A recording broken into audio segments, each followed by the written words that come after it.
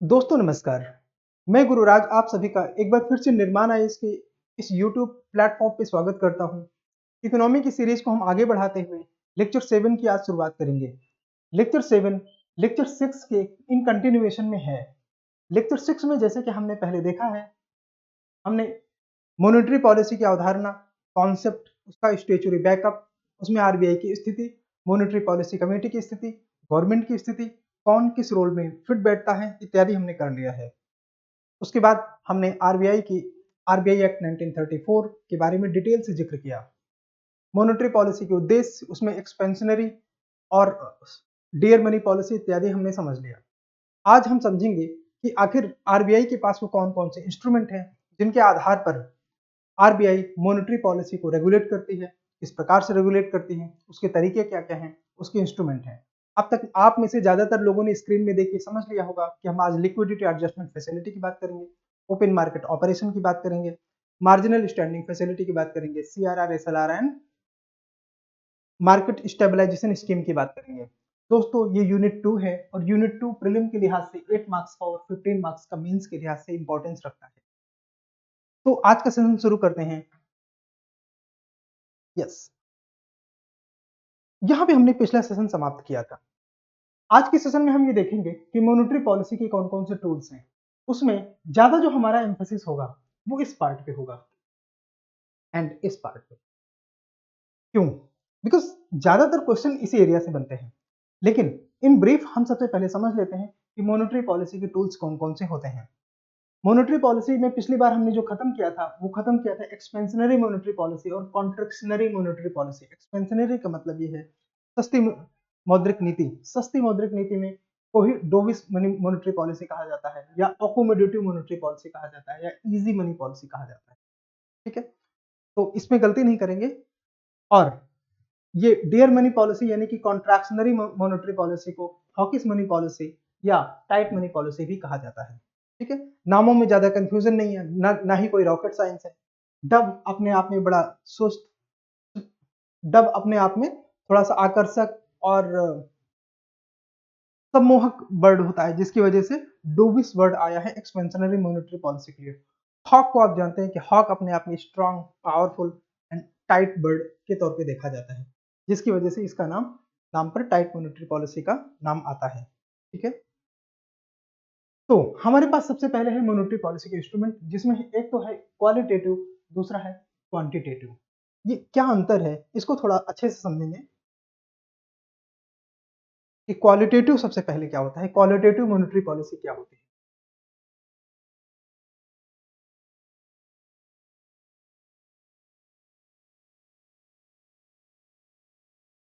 Qualitative monetary policy, ठीक है, इसको हिंदी में कहेंगे गुणात्मक।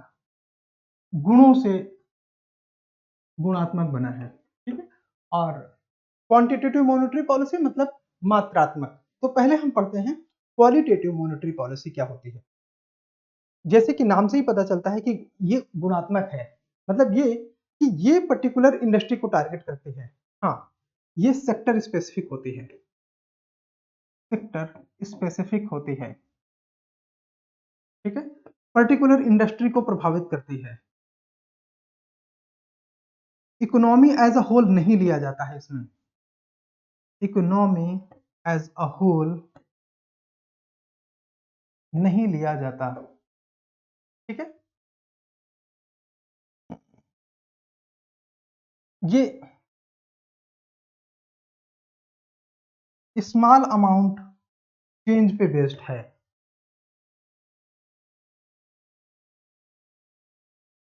ठीक है, ये है हमारा, इसको सेलेक्टिव भी बोलते हैं।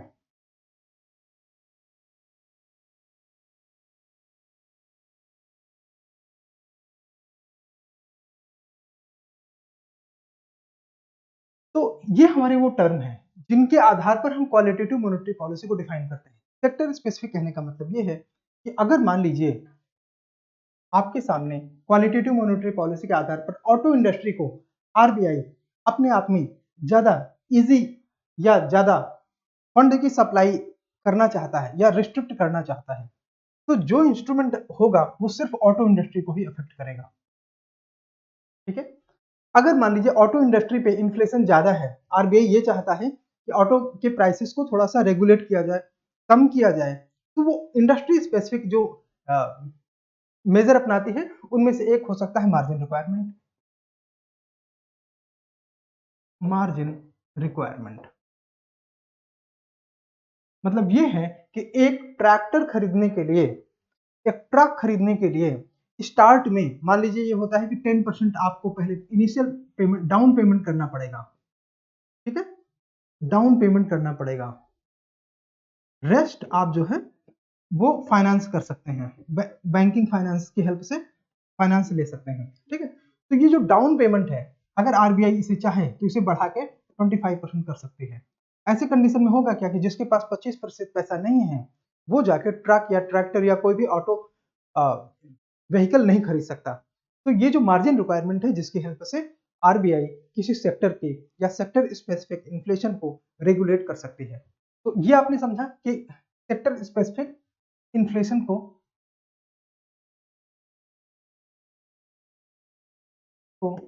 कैसे रेगुलेट करती है।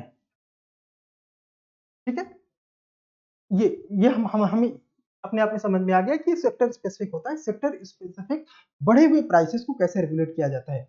अब मान लीजिए किसी समय कार इंडस्ट्री है जो कि सुस्त पड़ी है। ठीक है, हम यहीं पे समझ लेते हैं, मान लेते हैं कि ऑटो इंडस्ट्री में कारें हैं जिनकी सेल सुस्त पड़ी है, ढीली है, नहीं हो रही, सुस्त पड़ी है सेल बिक्री। तो ऐसी कंडीशन में मार्जिन रिक्वायरमेंट घटा के,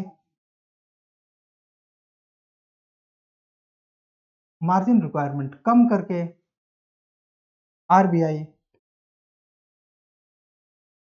कारों की सेल को गति दे सकती है। ठीक है, तो ये बेसिकली सेक्टर स्पेसिफिक है। दूसरा, जो फाइनेंसिंग रिक्वायरमेंट्स होते हैं, जैसे कि मान लीजिए कि आप ऑटो इंडस्ट्री को 14% इंटरेस्ट पे फाइनेंस कर सकते हैं बैंकें, तो आरबीआई वहां पे भी अपना रोल प्ले कर सकती है। ठीक है, मोरल सुएशन तीसरा तरीका होता है, हम उनके बारे में पीछे अभी एक एक पे बात करने वाले हैं। दूसरा, ये इंडस्ट्री स्पेसिफिक है, जैसे हमने सेक्टर स्पेसिफिक देखा तो इंडस्ट्री स्पेसिफिक भी उसी तरह है, सेम लॉजिक अप्लाई होते हैं।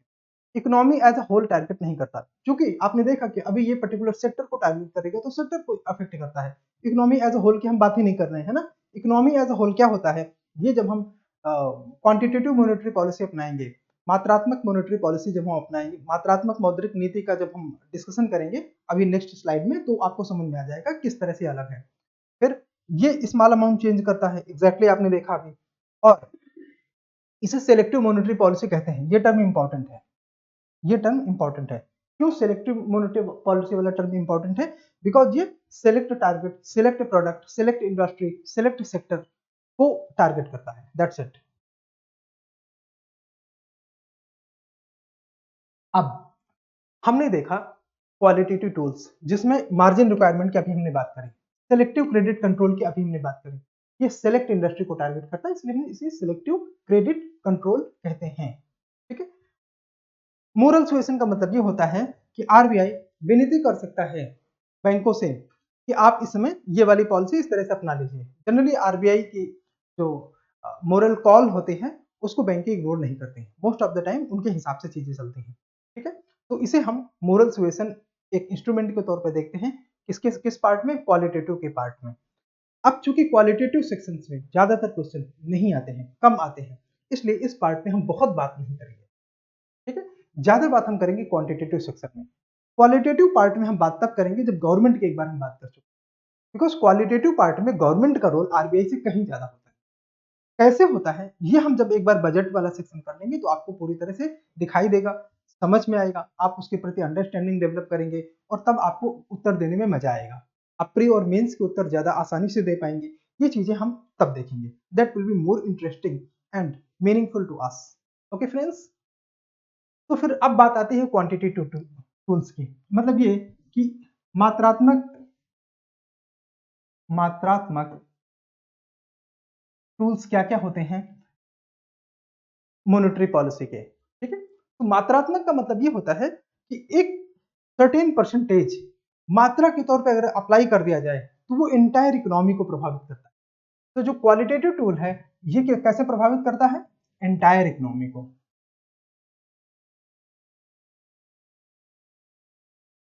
मतलब ये कि ये पूरी अर्थव्यवस्था को प्रभावित करता है, इसीलिए हम इसे क्वांटिटेटिव टूल कहते हैं।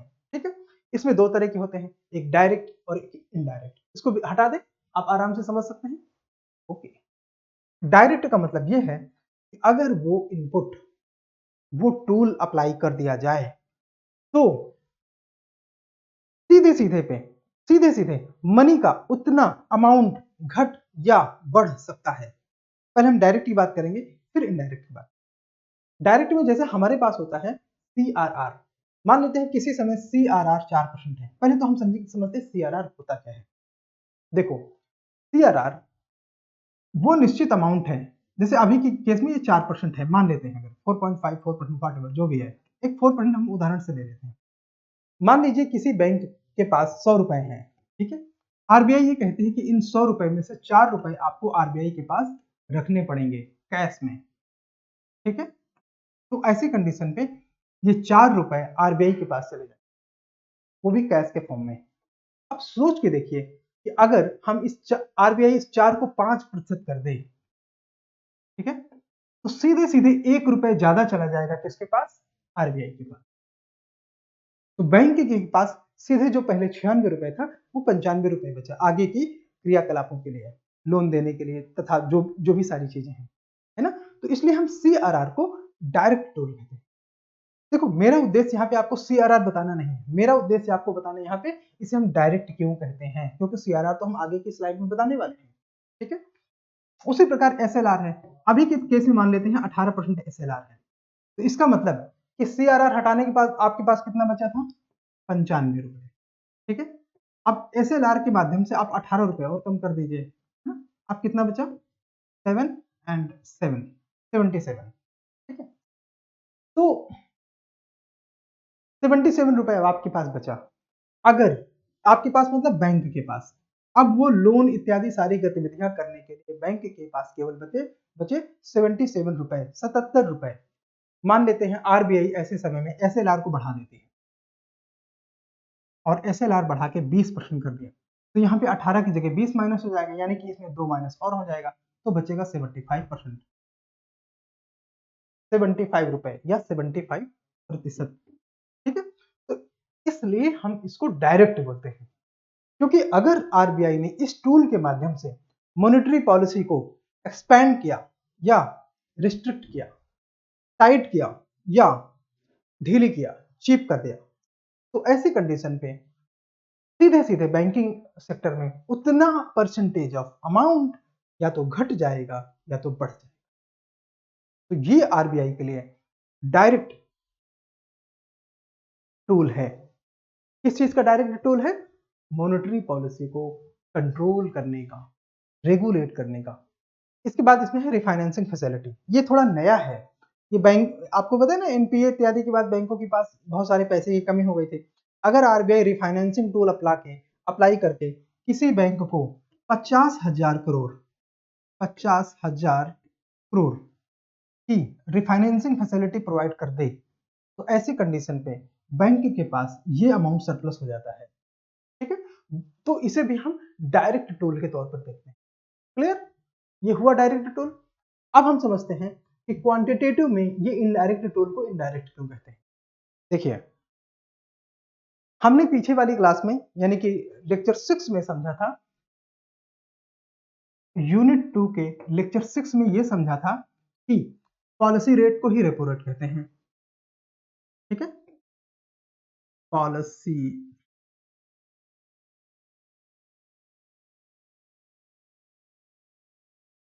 पॉलिसी रेट को ही रेपो रेट कहते हैं।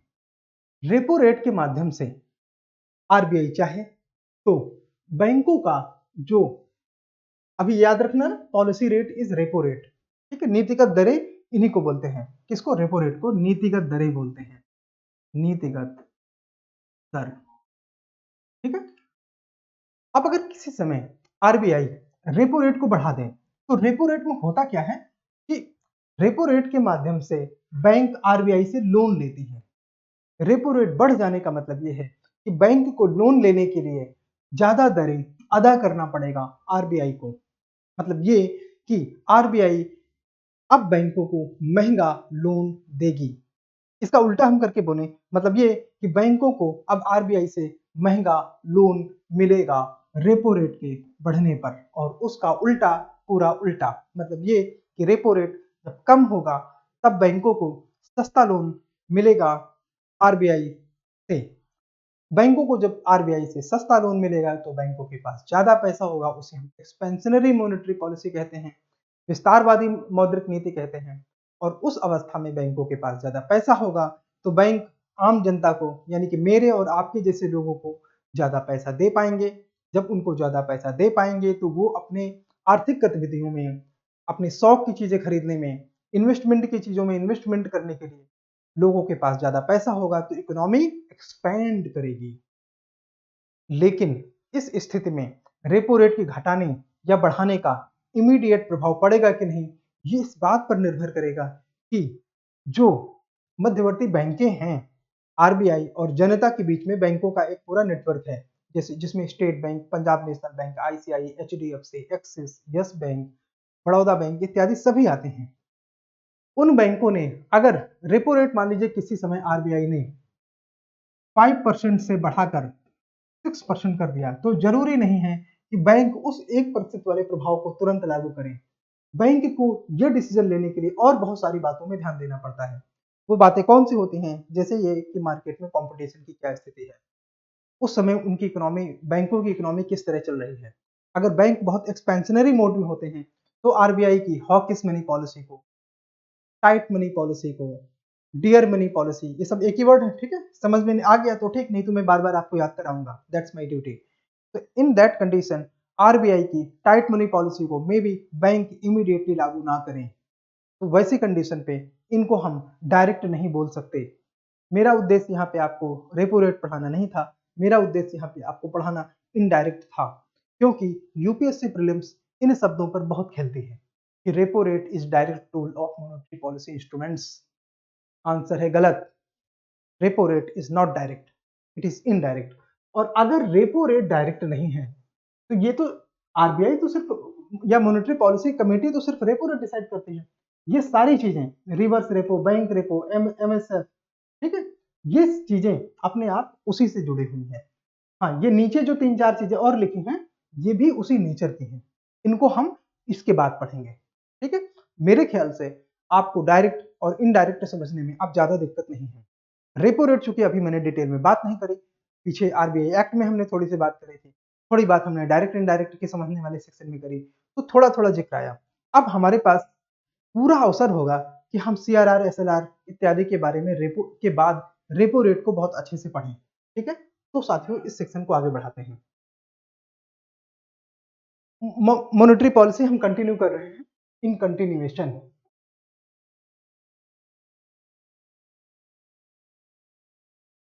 Monetary policy in continuation. RBI अपनी मॉनेटरी पॉलिसी के संचालन के लिए प्रमुख उपकरण और साधनों का उपयोग करता है। वो कौन कौन से हैं, जिसमें हमारे पास सबसे एक इंपॉर्टेंट टर्मिनोलॉजी है जिसे हम बोलते हैं लिक्विडिटी एडजस्टमेंट फैसिलिटी, जिसे हिंदी में बोलते हैं तरलता समायोजन सुविधा, लिक्विडिटी एडजस्टमेंट फैसिलिटी। तो तरलता समायोजन, जैसा कि नाम से ही पता चलता है कि इसके माध्यम से हम तरलता को एडजस्ट करते हैं, समायोजित करते हैं।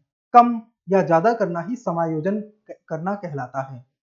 अगर मार्केट में इन्फ्लेशन ज्यादा है तो मॉनेटरी पॉलिसी टाइट करके चीजों को समायोजित किया जाता है। अगर मार्केट में वस्तुओं के प्राइस बहुत सस्ते हैं तो ऐसी ऐसी स्थिति में मॉनेटरी पॉलिसी को थोड़ा सा इजी करके, एक्सपेंड करके चीजों, मॉनेटरी पॉलिसी के आधार पर चीजों को समायोजित किया जाता है, ठीक है। दोनों की कंडीशन में एडजस्टमेंट वर्ड ही यूज होता है। सावधानी रखेंगे जब आप प्रीलिम के क्वेश्चन पढ़ेंगे तो ये देखेंगे कि शब्द कौन सा है। अगर वो वर्ड एडजस्टमेंट है तो उसका मतलब बढ़ाना भी हो सकता है, घटाना भी हो सकता है। ऐसे वर्ड में धोखा नहीं खाएंगे। बहुत सारे अभ्यर्थियों ने ये बात करते समय हमको बताया कि उन्होंने एडजस्टमेंट को बढ़ाना समझ लिया और आंसर गलत कर। बहुत कम, लेकिन कुछ बच्चों ने यह भी बताया कि उन्होंने एडजस्टमेंट को समझा कि कुछ कम कर लो, वो अपने लेमैन लैंग्वेज में पहुंच गए जो उन्होंने स्कूल में समझी थी एडजस्टमेंट का मतलब, ठीक है। तो उस एडजस्टमेंट के आधार पर उन्होंने इसको समझा कि चीजों को कम कर देना एडजस्टमेंट कहलाता है, तो गलत हो गया। एडजस्टमेंट या समायोजन का मतलब घटाना या बढ़ाना दोनों होता है। क्लियर? एडजस्टमेंट का मतलब इंक्रीजिंग इंक्रीजिंग और डिक्रीजिंग दोनों होता है। ठीक है, बात को आगे बढ़ाएं।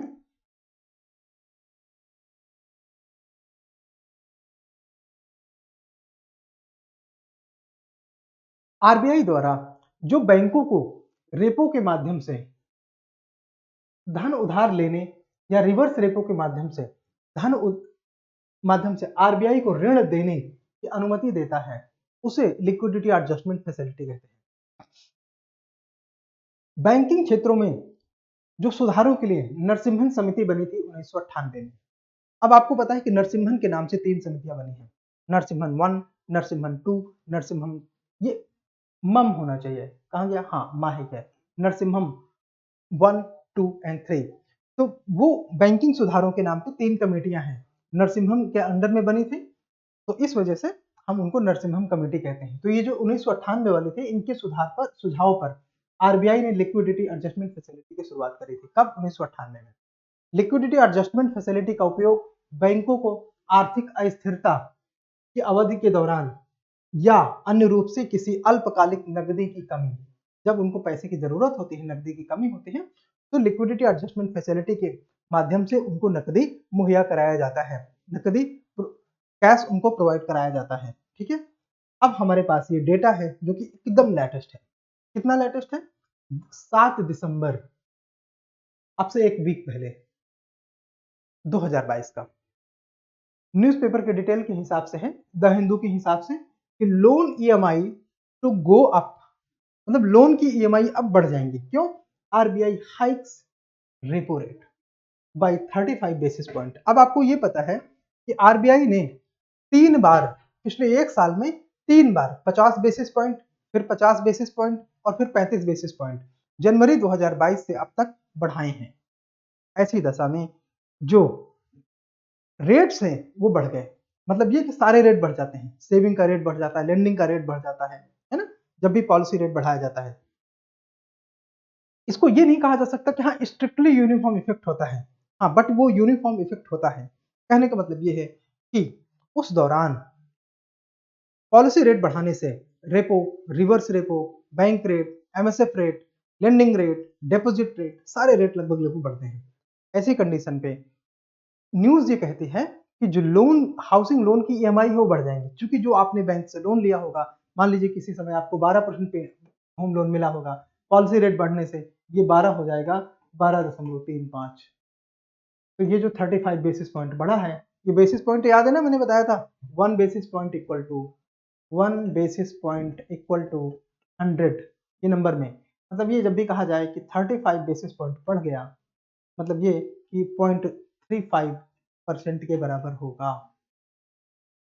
जिसको डाउट वो इन चीजों को ध्यान से देखे, जिसको नहीं डाउट वो आगे बढ़े। ठीक है, तो पॉलिसी रेट बढ़ा दिया गया है।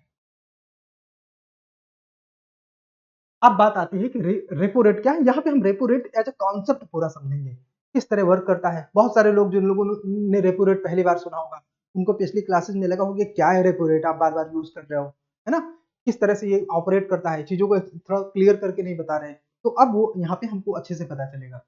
रेपो रेट शॉर्ट टर्म होता है, एब्रीविएशन होता है किसका? रीपर्चेज अग्रीमेंट्स का। ठीक है, रीपर्चेज अग्रीमेंट और पॉलिसी रेट का शॉर्ट फॉर्म होता है।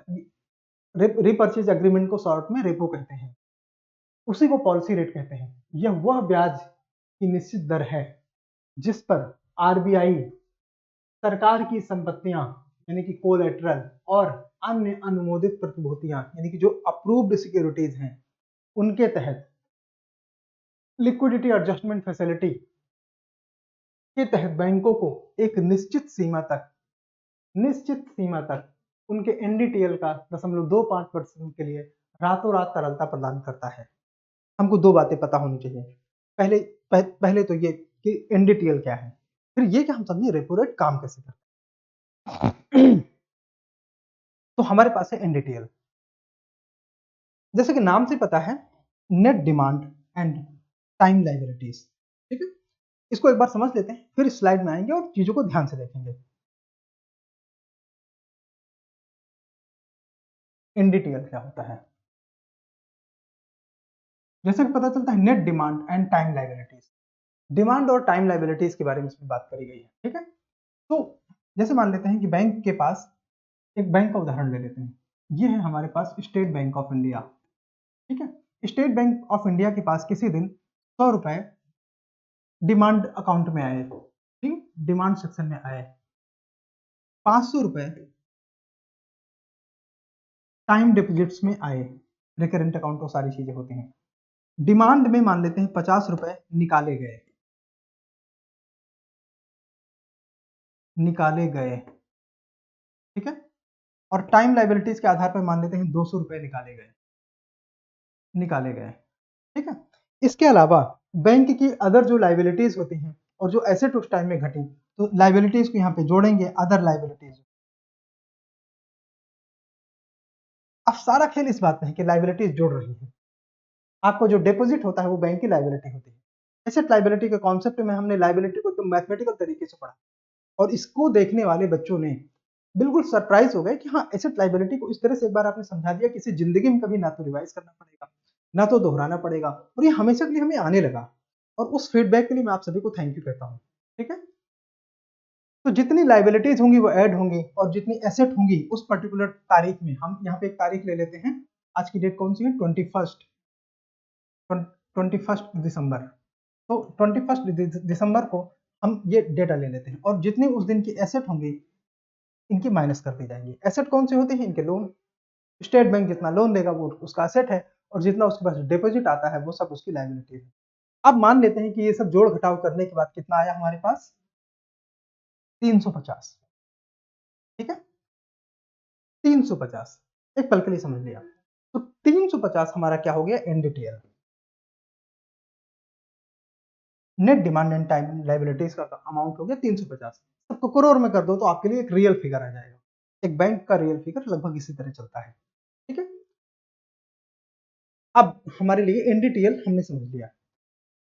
ये कहता है, ये कहता है कि जितना एनडीटीएल होगा, जैसे मान लीजिए 350 करोड़ एनडीटीएल है, तो उसका 0.25% तक की लिक्विडिटी आप आरबीआई से रातों रात तरलता के लिए ले सकते हैं। कौन? State bank. State bank RBI से इस तरलता को मेंटेन करने के लिए, स्टेट बैंक आरबीआई से, ठीक है, आरबीआई से अपनी तरलता को मेंटेन करने के लिए रुपए ले सकता है। कितना? एनडीटीएल का 0.25%। तो मतलब ये कि रेपो रेट वो इंस्ट्रूमेंट है जिसके माध्यम से पैसा निकलता है आरबीआई से बैंक की ओर। इस बात को हमेशा याद रखना है, इसलिए मैं थोड़ा सा यूनिवर्सल रूल आपको बता देता हूं। मान लेते हैं ये आरबीआई है।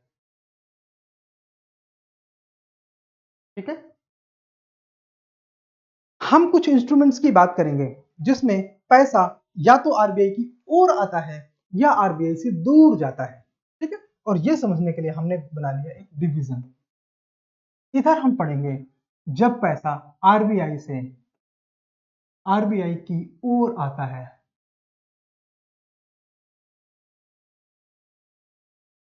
एक मिनट, इस इधर हम पढ़ेंगे जिसमें कि पैसा आरबीआई से दूर जाता है। पैसा आरबीआई से दूर जाता है।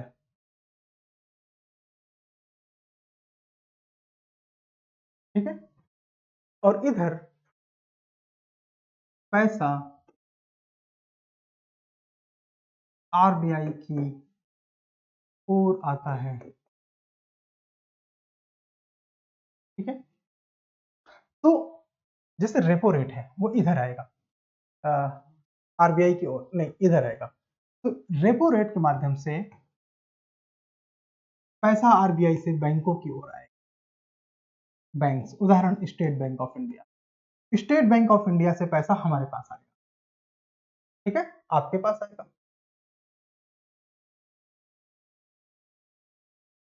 ठीक है, पैसा स्टेट बैंक से हमारे आपके पास आएगा और स्टेट बैंक को पैसा आरबीआई से मिलेगा और जो दर लागू होती है वो रेपो रेट। रेपो रेट किस लिए लागू होती है? रातों रात तरलता मेंटेन करने के लिए। रातों रात तरलता। हालांकि इसका जो मैक्सिमम टाइम है वो 15 डेज है, ठीक है, बट यूज वो रातों रात के लिए करता है। 15 दिन रेपो का मैक्सिमम टाइम है। ठीक इसका उल्टा होता है reverse repo rate. Reverse repo rate जिसके माध्यम से पैसा आरबीआई से दूर जाता है। पैसा आरबीआई से दूर जाता है। एक मिनट, सॉरी, पैसा आरबीआई की ओर आता है, उसमें से दूर जा रहा था रिवर्स रेपो रेट से। रिवर्स रेपो रेट से पैसा आरबीआई की ओर आता है, ठीक है, पैसा आरबीआई की ओर आता है। रेपो रेट जितना भी होता है उसमें सर्टेन बेसिस पॉइंट माइनस करके एडजस्ट किया जाता है जो दर, उसे रिवर्स रेपो रेट। मान लेते हैं कि अगर आरबीआई ये कह दे कि repo rate -N1% is reverse repo rate,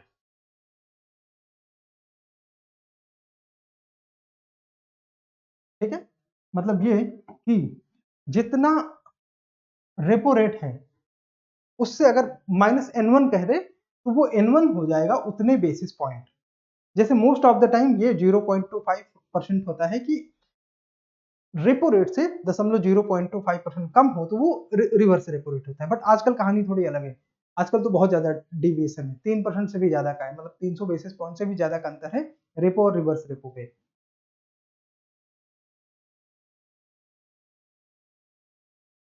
मतलब ये कि जो रिवर्स रेपो रेट है वो रेपो रेट से कम दर होता है। अगर हम इस उदाहरण में ले लें तो आरबीआई ने अगर मान लीजिए रेपो रेट 5% कहा और रिवर्स रेपो रेट को 0.25 कम कर दिया तो 0.25 कम हो जाएगा, बराबर आ जाएगा 4.75 रिवर्स रेपो, ठीक है। But that is not the case in present time.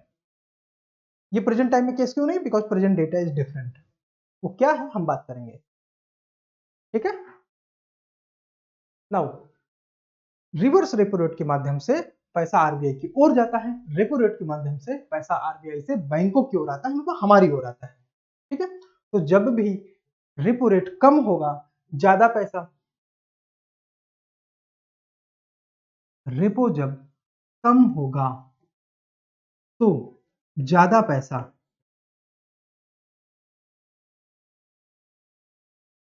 जनता के पास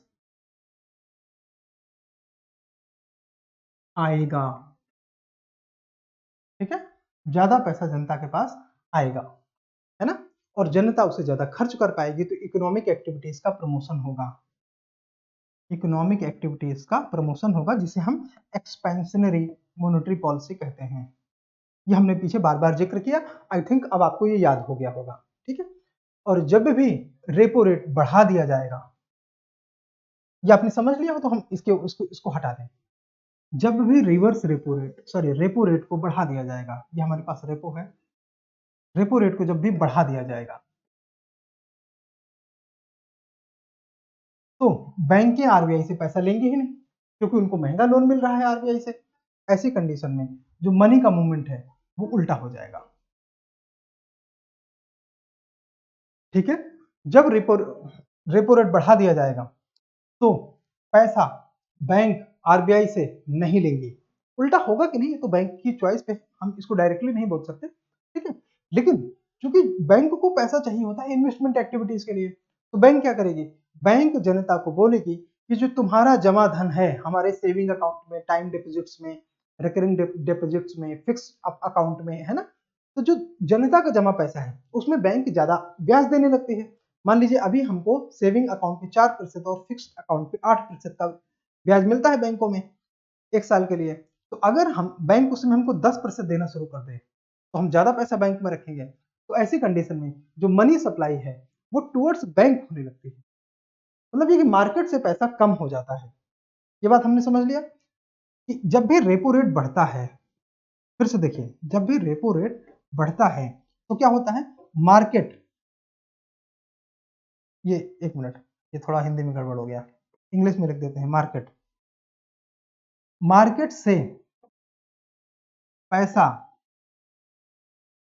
मार्केट का मतलब जनता इत्यादि वो सभी लोग है ना, तो पैसा कहाँ चला जाता है, बैंकों की ओर, क्योंकि बैंकों की ओर चला जाता है, क्योंकि उस समय बैंक ज्यादा ब्याज देने लगती है, तो जनता ज्यादा ब्याज के लालच में पैसा बैंक में रखती है। ये बात आपको समझ में आ गई होगी। रेपो का सिद्धांत जानना बहुत जरूरी है, क्योंकि न्यूज़पेपर में जो इकोनॉमी वाला पेज होता है या यूपीएससी में जो इकोनॉमी के क्वेश्चन होते हैं, उनमें रेपो एकदम मसाले के तौर पे कम से कम एक चौथाई क्वेश्चन में अपना असर डालता है ना, क्योंकि मनी का पूरा जो ऑपरेशन है वो रेपो के आसपास घूमता है। इसलिए हमें रेपो अच्छा समझ लेना चाहिए कि जब भी रेपो कम होगा, पैसा बैंक से जनता की ओर ज्यादा होगा, जब भी रेपो रेट ज्यादा होगा, बैंकें आरबीआई से कम लोन लेंगी और जनता पे ज्यादा निर्भर करेंगी पैसे के लिए। तो ऐसी स्थिति में रेपो का ज्यादा होना मनी के मूवमेंट और मनी की तरलता को घटाता है। बस ये अप्लाइड पार्ट आपको समझ जाना चाहिए। अगर आप ये समझ गए हैं तो इसे एकदम एक पल के लिए भूल जाइए और हम रिवर्स रेपो रेट की बात करेंगे। ठीक है, लिखा रहने दीजिए। रिवर्स रेपो रेट वो दर होती है जिस दर पर जिस दर पर बैंक आरबीआई को पैसा देते हैं, मतलब ये कहने का कि रिवर्स रेपो रेट वो दर होती है जिस दर पर बैंक आरबीआई को पैसा देते हैं। इसका हम अगर दूसरी तरह से बोले कि इस दर पर आरबीआई बैंकों से, बैंकों मतलब एसबीआई इत्यादि, एसबीआई आईसीआई इत्यादि से पैसा लेती है, वो दर रिवर्स रेपो रेट कहलाता है। ठीक है, I hope you got the point now. ठीक है, अगर आपको ये बात समझ में आ गई तो अब हम लोग इस चीज को थोड़ा आगे बढ़ा सकते हैं। नाउ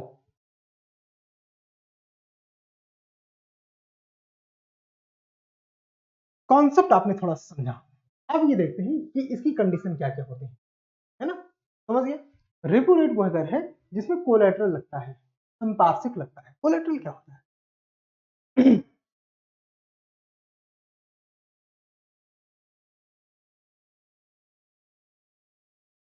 आप मेरे पास पैसा लेने आए, एकदम जीरो समझ लीजिए, आप मेरे पास पैसे ले आए, आपने मुझसे बोला कि मुझे 1 लाख रुपए चाहिए, मैंने कहा मैं तुमको 1 लाख रुपए दे देता हूँ और तुम भाग गए तो मैं तुम्हारा क्या करूंगा, ऐसा हो सकता है ना।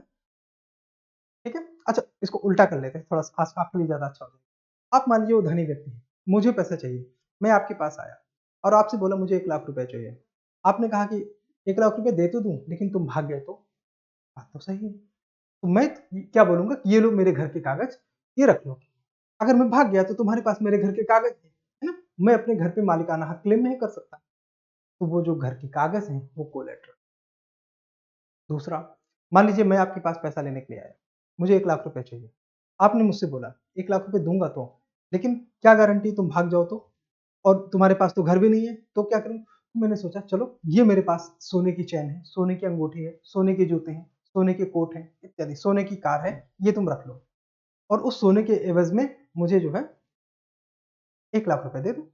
अब आपने मुझे 1 लाख रुपए दे दिया, मेरी आपने सोने की घड़ी, सोने की चैन, सोने की कार रख ली, तो जो सोने की घड़ी, सोने की कार, सोने की चैन है वो कोलेटरल है। कोलेटरल जिसको नहीं समझ में आया कमेंट करो। कमेंट करने के लिए आपको निर्माण इसके चैनल सब्सक्राइब करना चाहिए, को बार बार देखना चाहिए, वीडियोस देखने चाहिए, ठीक है, और अपने कमेंट के जवाब के लिए इंतजार करना चाहिए।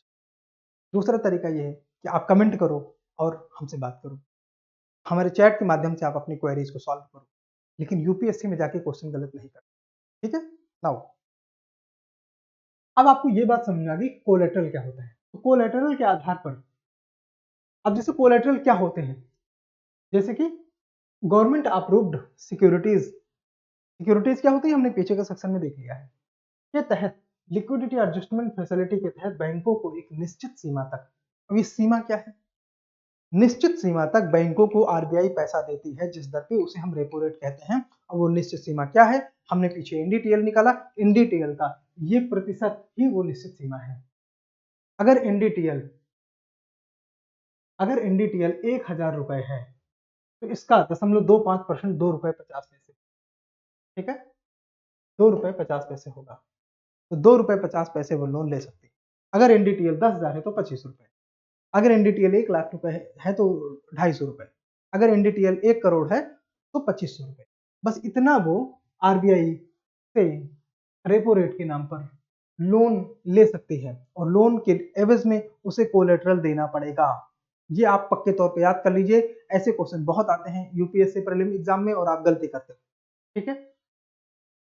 नाउ ड्यूरेशन यहाँ पे रातों रात लिखा है जो कि सही है कि रेपो रेट का इस्तेमाल रातों रात की लिक्विडिटी मेंटेन रखने के लिए होता है। हाँ, मतलब बैंकों को पता है कि कल हमारे पास दूसरा इंतजाम हो जाएगा, we will have other type of arrangements, but for that particular day we need some liquidity, and that's why bank go to RBI to seek some loans for a night or 2 night I must say, but ये duration up to 14 days का हो सकता है, ठीक है। इसमें 1 से 14 दिन तक की व्यवस्था है।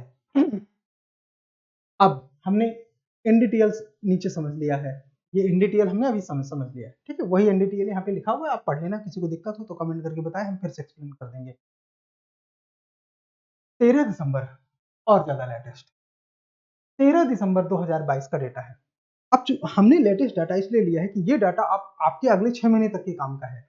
नेक्स्ट 6 मंथ तक आप इस डेटा के आधार पर अपने एग्जाम को हैंडल कर सकते हैं, बिकॉज ये इतनी जल्दी नहीं बदलता, हर महीने तो नहीं बदलता। अब 2-3-4 महीने में फिर से आरबीआई अपनी मॉनेटरी पॉलिसी का रिव्यू करेगी, और जब रिव्यू करेगी तब उसे पता चलेगा कि कोई मॉनेटरी पॉलिसी में चेंज करना है कि नहीं करना। हालांकि पिछले साल काफी जल्दी जल्दी चेंज हुए थे, लेकिन फिर भी आप ये मान के चलो कि ये डेटा आपके काम का है, नेक्स्ट दोनों एग्जाम के प्री और मेंस तक के काम का है। कितना है रेपो रेट? 6.25%, ठीक है। तो कहाँ गया reverse repo rate? Reverse repo rate 3.35 ही है। मतलब ये कि आरबीआई नहीं चाहती कि आप आरबीआई को पैसा दो। रिवर्स रेपो रेट कम होगा तो बैंक अगर अपना पैसा आरबीआई के पास देगी तो आरबीआई को उसमें इंटरेस्ट देना पड़ेगा बैंक को। और कितना देना पड़ेगा? 3.35%।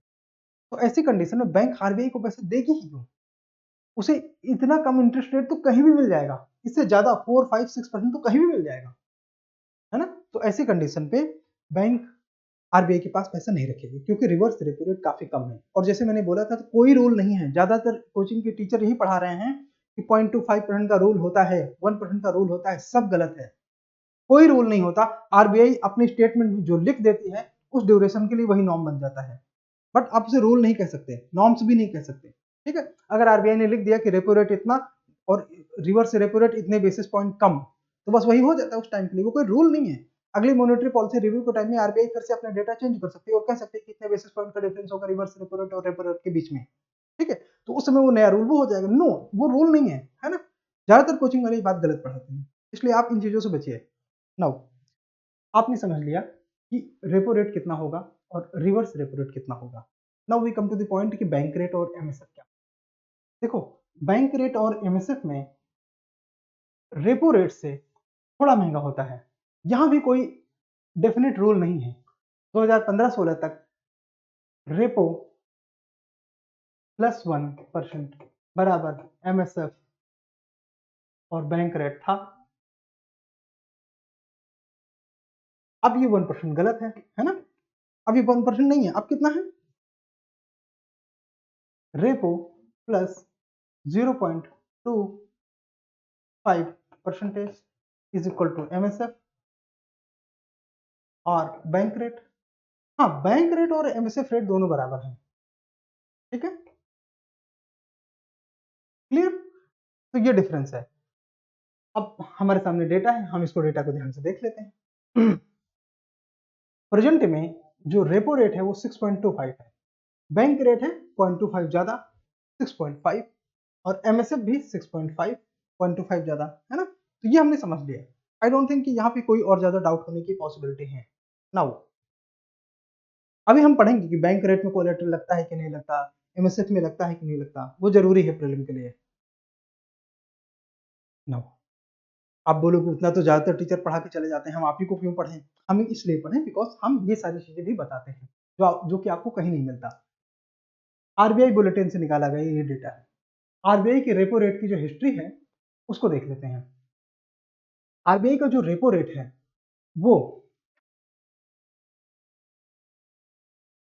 2005 के पहले, खासतौर से ये 98-99 के टाइम की बात है, 2010, 2015 और 2020 के टाइम में इसका मूवमेंट कैसा हुआ है।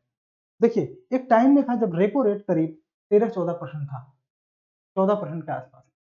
फिर ये 2005 में घटकर आया करीब 8% का, नॉट एग्जैक्टली 8, ये 6-7% था, है ना, 6-7% था कुछ। इसको देख के ये लगता है करीब 6% था, है ना।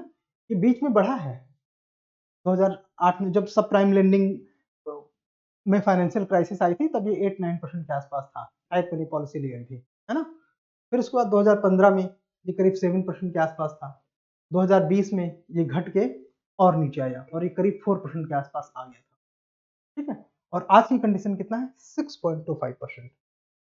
नाउ ये हमने पढ़ लिया है कि रेपो और रिवर्स रेपो में मनी का मूवमेंट किधर होता है, ये आप देख लेना, नॉट इम्पोर्टेंट। और अब बात आती है अब रिवर्स रेपो रेट की। रिवर्स रेपो रेट वो दर होता है जो कि रेपो रेट से कुछ कम होता है, और इस दर पर आरबीआई बैंकों से पैसा लेते हैं। और एक बात आपको अच्छे से याद रखना पड़ेगा, जिस तरह से रेपो रेट में बैंक आरबीआई के पास जाते हैं पैसा लेने, तो उसे बैंक आरबीआई से पैसा लेते हैं और उसे सिक्योरिटी देती है, मतलब कोलेटरल लगता है। कोलेटरल कैसा होना चाहिए, गवर्नमेंट अप्रूव्ड होना चाहिए। गवर्नमेंट अप्रूव्ड कोलेटरल कौन कौन से होते हैं, जैसे टी बिल्स इत्यादि, है ना, वो सारे होते हैं, cash management bill, state development loans इत्यादि। रिवर्स रेपो रेट के केस में भी जब आरबीआई बैंकों से पैसा लेने आएगी तो आरबीआई गवर्नमेंट अप्रूव्ड सिक्योरिटी बैंकों को देगी और बैंकों से पैसा लेगी। There must be equilibrium between asset and liabilities, okay. ये वह ब्याज दर है जिस पे रिजर्व बैंक एलएएफ के तहत पात्र प्रतिभूतियों के कोलेटरल के खिलाफ, खिलाफ का मतलब उसके अगेंस्ट में, मतलब ये कि कोलेटरल लगाकर पैसा लेना, बैंकों से रातों रात तरलता को अवशोषित कर लेता है, ठीक है। बैंकों से, क्योंकि पैसे का मूवमेंट किधर है, रिवर्स रेपो रेट में, बैंक से आरबीआई की ओर, तो इसे हम बोलेंगे तरलता को अवशोषित कर लेना, ठीक है, समझ गए ना। लिक्विडिटी एडजस्टमेंट फैसिलिटी में ओवरनाइट के साथ साथ टर्म रेपो भी शामिल है। अब ध्यान देते हैं, टर्म रेपो का उद्देश्य इंटर बैंक टर्म मनी को विकसित करना है। इंटर मनी टर्म रेट का मतलब ये है, इंटर बैंक टर्म मनी का मतलब ये है कि बैंक के आपस में जो आदान प्रदान करते हैं वो इंटर बैंक टर्म मनी होता है, खास तौर से ओवरनाइट लिक्विडिटी के लिए या शॉर्ट टर्म लिक्विडिटी, जो बदले में ऋण और जमा के मूल्य निर्धारण के लिए बाजार आधारित बेंचमार्क होता है। बाजार आधारित बेंचमार्क हमने पीछे देखा है कौन से होते हैं, जैसे मिबोर, लिबोर, है ना। तो टर्म रेपो का एक जो उदाहरण हमारे पास है वो है लॉन्ग टर्म रेपो ऑपरेशन, जिसे एलटीआरओ कहते हैं। आरबीआई बैंकों को रेपो रेट पर जो लोन देता है वो एनडीटीएल का कितना हो सकता है, 0.25%। फिर से सुनिए, आरबीआई बैंकों को रेपो रेट के माध्यम से जो लिक्विडिटी मेंटेन करने के लिए अमाउंट देता है वो एनडीटीएल का कितना हो सकता है, 0.25%। लिखा है। बट बट बट आरबीआई समय समय पर बैंकिंग प्रणाली में कुछ एनडीटीएल के 0.75% तक रेपो रेट दर से ऊपर उधार देता है। लॉन्ग टर्म रेपो की बात आने वाली है। इस मामले में ब्याज दर आमतौर पर नीलामी द्वारा तय किया जाता है। ब्याज दर नीलामी द्वारा, ना एमएसएफ है, ना बैंक रेट है, ना कुछ है। लॉन्ग टर्म रेपो रेट जो डिसाइड होता है वो नीलामी द्वारा डिसाइड होता है, और इसमें एनडीटीएल का 0.75% तक का लोन लिया जा सकता है। यह हमेशा रेपो दर से ऊपर होता है, लिखा है हमेशा। तो नीलामी कभी भी रेपो रेट के बराबर या उससे कम में नहीं हो सकती। ये इसका अप्लाइड स्टेटमेंट आ सकता है आपके सामने। आपने समझ लिया तो कोई बात नहीं, अदरवाइज जो कथन मैंने कहा उसको लिख लीजिए कि चूंकि नीलामी द्वारा ये दर तय होता है और लिखा है कि हमेशा रेपो रेट से ऊपर होता है, मतलब ये कि कोई भी नीलामी रेपो रेट के बराबर या उससे कम नहीं हो सकती, ठीक है। इस मामले में ब्याज दर आमतौर पर नीलामी द्वारा तय मतलब ये कि आपको अगर लॉन्ग टर्म के लिए ज्यादा अमाउंट में लोन चाहिए आरबीआई से, ज्यादा अमाउंट कितना हो सकता है, 7.75% तक पैसा चाहिए लॉन्ग टर्म के लिए, तो नीलामी द्वारा ब्याज दर तय होगा और आरबीआई वो पैसा बैंकों को दे सकती है। आरबीआई नीलामी आयोजित करते समय स्पष्ट रूप से निर्दिष्ट करता है कि रेपो रेट के नीचे और उसके बराबर की बोलियां खारिज कर दी जाएंगी। ठीक है, एलटीआरओ के तहत आरबीआई एक निश्चित लंबी अवधि के लिए पैसा देता है, ये लंबी अवधि कुछ साल भी हो सकते हैं। इस तरह परिवर्तनीय दीर्घकालिक रिवर्स रेपो रेट नीलामियां यानी कि variable long term reverse repo option भी किए जाते हैं, जहां बोलियां रेपो रेट से कम होती हैं। जैसे कि हमने देखा कि एलटीआरओ रेपो रेट का लॉन्ग टर्म वर्जन है, उसी तरह variable long term reverse repo rate भी होते हैं, जो कि रिवर्स रेपो रेट के ऑप्शंस होते हैं, जिसमें आरबीआई बैंकों से धन अवशोषित करती है, धन प्राप्त करती है बैंकों से। ठीक है, और वो दर कितने हो सकते हैं, रिवर्स रेपो रेट से ज्यादा बट रेपो रेट से कम, रेपो रेट से कम। ठीक है, अब आता है सीमांत स्थायी सुविधा, मतलब मार्जिनल स्टैंडिंग फैसिलिटी। देखो, कुछ कई बार ऐसी घटनाएं होती हैं कि बैंकों की जो लिक्विडिटी है एकदम खत्म हो जाती है। लिक्विडिटी खत्म होने का मतलब उनके पास कैश एकदम नहीं रह जाता। ठीक है, तो अब चूंकि कैश अचानक खत्म हो गया, अगले दिन जनता आएगी आपसे पैसा मांगेगी, है ना। एक इसका उदाहरण ले लेते हैं, मान लेते हैं आपके वॉल्ट में आग लग गई, अब आपके पास पैसा नहीं, कैश एकदम ड्राई हो गया, अब आपको पता है बैंक में अगले दिन जनता आएगी पैसा लेने, तो ऐसे ड्यूरेशन में बैंक के पास विकल्प होता है कि वो आरबीआई के पास जाए और गवर्नमेंट सिक्योरिटीज को यूज करके लोन ले ले। लेकिन आप बोलोगे कि आग लग गई, गवर्नमेंट सिक्योरिटीज भी जल गए होंगे। उनके पास एसएलआर में जो गोल्ड है, एसएलआर में जो सिक्योरिटीज हैं, उनका इस्तेमाल कर कर एमएसएफ के अंतर्गत वो गवर्नमेंट से लोन ले, आरबीआई से लोन ले सकते हैं। इसमें मार्जिनल स्टैंडिंग फैसिलिटी के तहत यह योजना 2011 में शुरू की गई थी। ठीक है, जिसके तहत शेड्यूल्ड कॉमर्शियल बैंक अपने एसएलआर पोर्टफोलियो का इस्तेमाल करके रिजर्व बैंक से रातों रात धन की अतिरिक्त उधार ले सकते हैं। इसमें आजकल दर कितना है, 25 बेसिस पॉइंट ज्यादा है, 25 बेसिस पॉइंट ज्यादा है, किससे, रेपो से। Repo plus 25 basis point is called MSF. MSF हालांकि उसके बराबर होता है बैंक रेट के, बट यहाँ पे आपको सिर्फ एमएसएफ जानना है कि MSF equal to repo plus 25 basis point.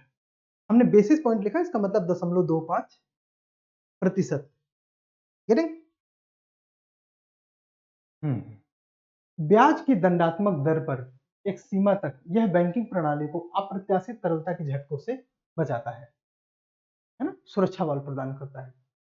Repo rate RBI से कर्ज लेने के लिए एसएलआर सिक्योरिटी की, एक मिनट, रेपो रेट पर आरबीआई से कर्ज लेने के लिए आप एसएलआर का इस्तेमाल नहीं कर सकते, एमएसएफ में एसएलआर का इस्तेमाल कर सकते हैं। ठीक है, एमएसएफ में कर सकते हैं और रेपो में नहीं कर सकते, ये ध्यान देना है। मेरी बात समझ गए कि नहीं। रेपो के तहत जब आप आरबीआई से लोन लेते हैं तो एसएलआर का इस्तेमाल नहीं कर सकते, एमएसएफ के तहत एसएलआर का इस्तेमाल कर सकते हैं।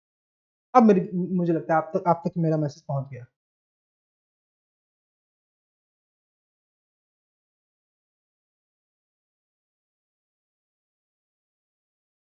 एमएसएफ के तहत एसएलआर प्रतिभूतियों का कितना इस्तेमाल किया जा सकता है, मैक्सिमम 3%। मतलब अगर आप बैंकों के पास अभी 18% एसएलआर का कोटा है, इसमें मैक्सिमम 3%, ठीक है, वो आप जो है एसएलआर के तहत जो सिक्योरिटीज हैं उनका इस्तेमाल कर सकते हैं आरबीआई से लोन लेने के लिए, मैक्सिमम 3%। मतलब किसी भी कंडीशन में आपका एसएलआर इस समय 15% से नीचे नहीं हो सकता, 15% से नीचे नहीं हो सकता, क्योंकि सिर्फ 3% कम में आपको काम करना पड़ेगा। और आरबीआई से नगद उधार ले सकते हैं, इसे एमएसएफ कहा जाता है। एमएसएफ दर बराबर रेपो दर 0.25 प्लस में 0.25%। और ये रूल नहीं है, ये वर्तमान के केस में सही है। आरबीआई अगली बार जब भी नया सर्कुलर इशू करेगी तो वो नया रूल अपना बता सकती है। अभी का 0.25% है, ठीक है। ये रूल नहीं है, ये आप ध्यान रखना, मैं बार बार बोल रहा हूँ। आगे हम बात करते हैं कॉरिडोर क्या होता है। कॉरिडोर पे यूपीएससी ने अभी रिसेंट में क्वेश्चन पूछा, आई थिंक ये 2020 में आया था कि कॉरिडोर पे क्वेश्चन यूपीएससी ने पूछा, ठीक है। तो कॉरिडोर क्या होता है? एमएसएफ दर और रिवर्स रेपो रेट। देखो एक तरफ तो है एमएसएफ और दूसरी तरफ रिवर्स रेपो रेट है। दर भारित औसत कॉल मनी दर में दैनिक गतिविधि के लिए कॉरिडोर का निर्धारण करते हैं। तो कॉरिडोर कितना होता है? कॉरिडोर बराबर एमएसएफ माइनस रिवर्स रेपो। तो आजकल कितना है एमएसएफ?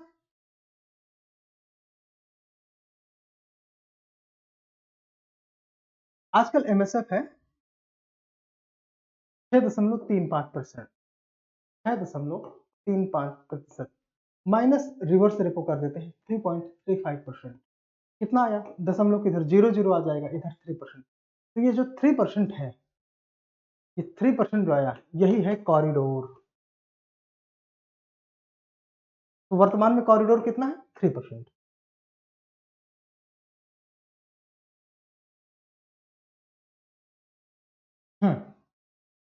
वर्तमान में कॉरिडोर कितना आएगा? 3%। अब आएगा बैंक रेट क्या होता है। आई थिंक कॉरिडोर आपको समझ में आ गया कि जो भी एमएसएफ होता है उसमें हम अगर रिवर्स रेपो रेट कम कर देते हैं तो जो डिफरेंस आता है वो उसे हम बोलते हैं कॉरिडोर, ठीक है।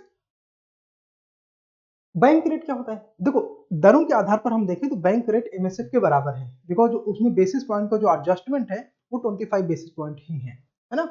But in case of bank rate यह वह मानक दर है जिस पर रिजर्व बैंक ऋण, उदाहरण के लिए हाँ ऋण लिखित, मतलब उदाहरण के तौर पर कॉमर्शियल पेपर्स, कॉमर्शियल पेपर्स, वाणिज्यिक पत्र मतलब कॉमर्शियल पेपर्स, इसे हम सीपीएस के नाम पर पढ़ चुके हैं। सीपी खरीदने के लिए तैयार होता है और ये एमएसएफ दर के बराबर होता है। सीआरआर एसएलआर में चूक पर दंड की गणना के लिए उपयोग किया जा सकता है। इसे एमएसएफ दर से जोड़ दिया गया है और सीआरआर एसएलआर में चूक पर दंड की गणना के लिए जोड़ दिया जाता है। इसमें बैंक रेट बराबर एमएसएफ रेट है, ठीक है। देखो इसमें जो मेन कहने का मतलब है वो क्या? पहली बात तो ये कि बैंक रेट से हम लंबी अवधि के लिए पैसा ले सकते हैं, बैंक रेट से हम लॉन्ग टर्म के लिए पैसा ले सकते हैं। और दूसरी बात ये क्या है कि इसमें गवर्नमेंट अप्रूव्ड सिक्योरिटी की जरूरत नहीं है, इसमें गवर्नमेंट अप्रूव्ड सिक्योरिटी की जरूरत नहीं है। बैंक सिंपली एक कॉमर्शियल पेपर इशू करते हैं कि हाँ उनके पास दिस मच अमाउंट है, उसके अगेंस्ट में ये कॉमर्शियल पेपर है और इस कॉमर्शियल पेपर के आधार पे वो आरबीआई से लॉन्ग टर्म के लिए लोन ले सकते हैं। तो वो होता है बैंक रेट, ठीक है, समझे? यहाँ पे ये लिखा हुआ है कि आरबीआई बैंकों के कॉमर्शियल पेपर को खरीदने के लिए तैयार हो जाता है। आरबीआई बैंकों के कॉमर्शियल पेपर को खरीदने के लिए कब तैयार होता है? जब बैंकों की क्रेडिट अच्छी हो, क्रेडिट हिस्ट्री अच्छी हो, है ना, बैंकों की ऑपरेशनल हिस्ट्री अच्छी हो, तब आरबीआई बैंकों से कॉमर्शियल पेपर खरीदने के लिए तैयार हो जाता है। अदरवाइज कॉमर्शियल पेपर की कोई गवर्नमेंट गारंटी नहीं है, बट वो बैंकों की हिस्ट्री, बैंकों के रिकॉर्ड और उनकी क्रेडिट इस प्रकार है कि आरबीआई को भरोसा होता है कि हाँ ये कॉमर्शियल पेपर रिलायबल है। तो on that condition RBI becomes ready to buy that particular commercial paper and offer loan to the bank for long term, ठीक है। आगे अब हम समझते हैं कि रिजर्व रिक्वायरमेंट्स क्या क्या है। हम पढ़ रहे हैं मॉनेटरी पॉलिसी के इंस्ट्रूमेंट, जिसमें हमने पहले क्वालिटेटिव पढ़ा, फिर क्वांटिटेटिव पढ़ा। क्वांटिटेटिव में हमने पढ़ा कि क्या होता है रेपो ऑपरेशन, उसी के आगे हमने पढ़ा एमएसएफ, बैंक रेट, और अब हम आगे हैं reserve requirement. Reserve requirement basically CRR SLR को कहते हैं।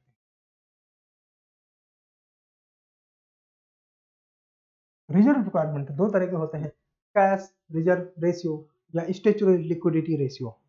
जब हम फ्रैक्शनल रिजर्व बैंकिंग पढ़ रहे थे पीछे के चैप्टर में, तब हमने सीआरआर और एसएलआर का जिक्र किया था कि ये वो फ्रैक्शन है जो बैंक अपने पास या तो रख सकते हैं या आरबीआई के पास रखते हैं, लेकिन ये उसका उपयोग लोन के लिए नहीं कर सकते।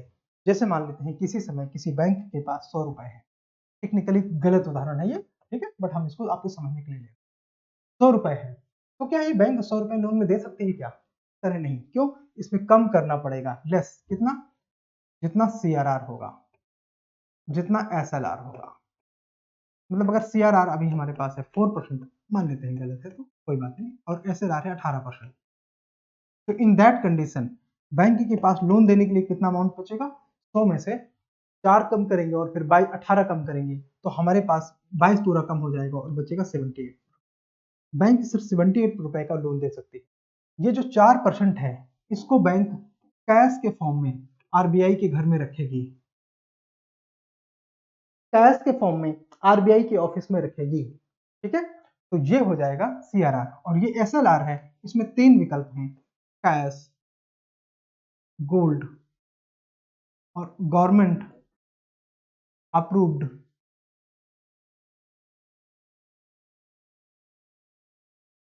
सिक्योरिटी। इन 3 फॉर्म में एसएलआर को रखा जा सकता है और ये बैंक के घर में होगा, ये बैंक के पास होगा, और ये लिक्विडिटी के लिए यूज किया जाता है। ये किसके पास होगा? बैंक के पास होगा, और सीआरआर वाला अमाउंट आरबीआई के पास रहता है। ये एसएलआर वाला अमाउंट लिक्विडिटी के पर्पज से होता है, कैश, गोल्ड और गवर्नमेंट अप्रूव्ड सिक्योरिटी में। मतलब ये बैंक के पास होगा, लेकिन बैंक कभी भी इस धन को लोन में नहीं दे सकती, इस सिक्योरिटीज को लोन के लिए नहीं इस्तेमाल कर सकती। सीआरआर, सॉरी, एसएलआर का इस्तेमाल रेपो ऑपरेशन के लिए नहीं इस्तेमाल किया जा सकता। बैंक रेट के आधार पर लोन लेने के लिए एसएलआर का इस्तेमाल नहीं किया जा सकता। एमएसएफ के आधार पर एसएलआर का इस्तेमाल लोन के लिए किया जा सकता है। कितना? केवल 3%। मतलब किसी भी हाल में ये 15 से कम नहीं हो सकता। एमएसएफ के केस में 3% एसएलआर का कोटा इस्तेमाल किया जा सकता है आरबीआई से लोन लेने के लिए। एमएसएफ होता है marginal standing facility. Emergency case में बैंक की जब लिक्विडिटी एकदम ड्राई हो जाती है तो इस दर पर बैंक आरबीआई से शॉर्ट टर्म के लिए लोन लेती है। जनरली वो टाइम रातों रात होता है। And I think you got my point.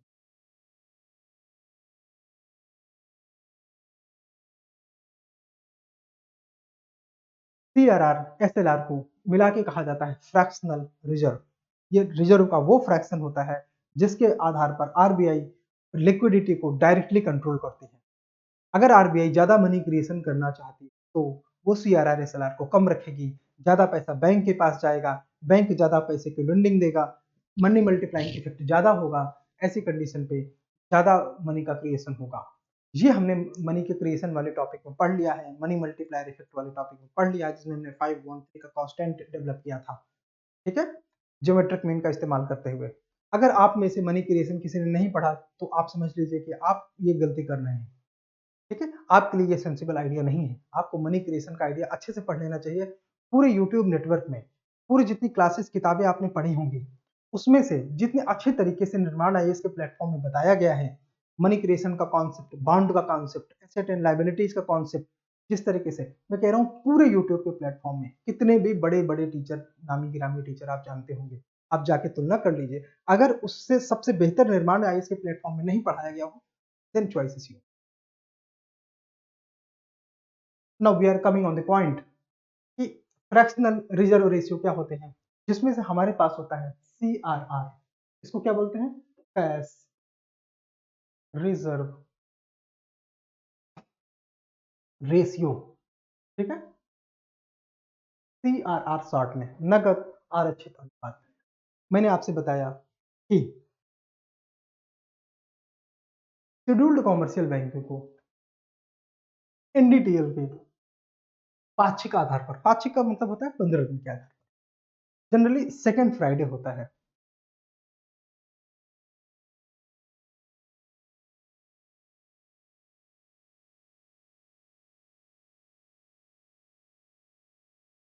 ठीक है, जनरली ये सेकेंड फ्राइडे होता है। क्या होता है? Second Friday. पहली चीज तो ये हो गई, सेकेंड फ्राइडे होता है। दूसरी बात, ये सेकंड फ्राइडे चाहे जब हो, ये जो 20 तारीख के ठीक पहले होगा, इसी महीने की 20 तारीख होती है ना डेट, उसके जो ठीक पहले होगा, ठीक पहले फ्राइडे आएगा, उस डेटा के आधार पर एनडीटीएल की काउंटिंग करी जाती है। मतलब इसमें 3 बातें ध्यान देनी होती है। ये पाक्षिक आधार पर होता है 15 डेज में। सेकेंड फ्राइडे वाली बात आप याद रखेंगे, ठीक है। और वो 20 तारीख के पहले वाला जो फ्राइडे है, इन 3 बातों को ध्यान देंगे एनडीटीएल के मामले में, ठीक है। तो एनडीटीएल के पाक्षिक आधार पर वंस इन अ 2 वीक कुछ प्रतिशत आरबीआई के पास रखना पड़ता है। किस फॉर्म में? नगद कैश के राशि फॉर्म में, ठीक है, कैश के फॉर्म में, जिसे सीआरआर कहा जाता है। सीआरआर को आरबीआई के पास रखने का एक मूल कारण ये कि जनता की जमा राशि को सुरक्षा प्रदान करना। आरबीआई एक्ट 1934 जो हमने अभी पीछे पढ़ा था, उसके 642(1) में के अनुसार रिजर्व बैंक मौद्रिक स्थिरता हासिल करने की जरूरतों को ध्यान में रखते हुए शेड्यूल्ड कॉमर्शियल बैंक से बिना किसी न्यूनतम या अधिकतम दर के, विदाउट एनी फ्लोर या सीलिंग रेट के, सीआरआर निर्धारित करता है। सीआरआर के मामले में पहले तो ये वाला पॉइंट लिख लीजिए, क्योंकि मैं इसे बिगाड़ के कुछ और बताऊं। सीआरआर के मामले में आपको 2-3 बातों का याद रखना। अगर मान लेते हैं किसी समय किसी बैंक के पास 100 करोड़ है, ठीक है, एनडीटीएल में 4 करोड़ उसने आरबीआई के पास रख दिए कैश में, तो सीआरआर के तहत, तो ऐसी कंडीशन पे इस 4 करोड़ में बैंक को कोई भी इंटरेस्ट नहीं मिलेगा, कोई भी ब्याज नहीं मिलेगा, ठीक है। बैंक को कोई भी ब्याज नहीं मिलेगा, पहली चीज तो ये। Got my point? तो ये कैश के फॉर्म में रखना पड़ेगा, कैश के फॉर्म में रखना पड़ेगा। तीसरी चीज, पहले तो ये कोई भी ब्याज नहीं मिलेगा कैश के फॉर्म में। तीसरी चीज, सीआरआर की कोई भी सेलिंग लिमिट नहीं है, मतलब ये कि अपर या लोअर लिमिट का कोई फ्लोर रेट नहीं है। आपको पता है डिमोनेटाइजेशन के टाइम में कितना सीआरआर था? 100%। इसलिए उसने सारा बैंक का पैसा खींच लिया। मतलब ये कि अपर लिमिट नहीं है कि हाँ सीआरआर 8% से ऊपर नहीं हो सकता, गलत, 10 से ऊपर नहीं हो सकता, गलत, 20% से ऊपर नहीं हो सकता, गलत, 40% से ऊपर नहीं हो सकता, गलत, 100% से ऊपर नहीं हो सकता, गलत, कुछ भी सच नहीं, ठीक है। मतलब ये कि सीआरआर के केस में कोई अपर लिमिट नहीं है। उसी प्रकार सीआरआर के केस में कोई लोअर लिमिट भी नहीं है। अगर आरबीआई चाहे तो सीआरआर को खत्म कर सकती है, ठीक है। नाउ हमने पढ़ लिया सीआरआर अच्छे से, कुछ बचा तो नहीं? नहीं, कुछ नहीं बचा। प्रीलिम में इससे ज्यादा कोई पॉइंट होते ही नहीं है सीआरआर के केस। अप्लाइड पार्ट में आप क्वेश्चन बनेंगे, तो आपको जितने सिद्धांत मैंने बताए उनको ध्यान में रखना है, आपका अप्लाइड पार्ट में क्वेश्चन सही होगा, ठीक है। हम बात करते हैं एसएलआर की। फ्रैक्शनल रिजर्व बैंकिंग जो हमको पॉइंट नंबर 5 में पढ़ रहे हैं, हमने सीआरआर पढ़ लिया 5A में, 5B में हम पढ़ेंगे SLR, statutory liquidity ratio. Statutory liquidity ratio, ठीक है। शेड्यूल्ड कॉमर्शियल बैंक को अपने एनडीटीएल के संबंध में सरकारी प्रतिभूतियों हमने बताया था, सोना, नकदी हमने बताया था, या कुछ तरल संपत्तियों में दैनिक आधार पर, एनडीटीएल के आधार पर यह भी डिसाइड होता है 18%, जैसे मैंने अभी आपको बताया था। अमाउंट इन इस फॉर्म में रखना पड़ता है, और ये जो एसएलआर का अमाउंट है ये आरबीआई के घर में नहीं होगा, ये बैंक के ऑफिस में, बैंक के घर में होगा। ये जो घर या ऑफिस शब्दावली इस्तेमाल में कर रहा हूँ बस आपके समझने के लिए कर रहा हूँ। आप जो की जो लैंग्वेज आनी चाहिए यूपीएससी में ये वाली आनी चाहिए। सीआरआर का अमाउंट आरबीआई के पास होता है, एसएलआर का अमाउंट बैंक के पास होता है, दैट्स इट, ठीक है। तो हाँ, जो सीआरआर का रूल है वो हमने पीछे पढ़ा कि वो आरबीआई एक्ट 1930, एसएलआर का रूल है वो बैंकिंग रेगुलेशन एक्ट 1949 के आधार पर है। बैंकिंग विनियमन अधिनियम 1949 को ही हम banking regulation, I mean banking regulation act 1949 बोलते हैं। क्या बोलते हैं? बैंकिंग रेगुलेशन एक्ट ऑफ 1949, ठीक है। इसे एसएलआर बोलते हैं। एसएलआर में फ्लो रेट है, क्या है? अधिकतम सीमा है 40%, मतलब ये कि किसी भी कंडीशन में एसएलआर 40% से ऊपर नहीं किया जा सकता, ठीक है। अच्छा, कुछ अपडेट है वो हम देख लेते हैं। पीछे हमने कुछ पढ़ा था उसी के आगे है। नया अपडेट आरबीआई ने जो दिया है वो दिया है 13 दिसंबर को, जिसमें 7 दिसंबर वाला है, अच्छा ठीक है, इसमें SLR है 18%, अभी डेटा याद कर लो, ये आगे 5-6 महीने तक एकदम काम आएगा। CRR है 4.5%, याद कर लो। MSF 6.5 हमने पढ़ लिया है। रेपो 6.25 पढ़ लिया है। रिवर्स रेपो 3.35 पढ़ लिया है। और बैंक रेट MSF के बराबर होता है, तो वो यही होगा।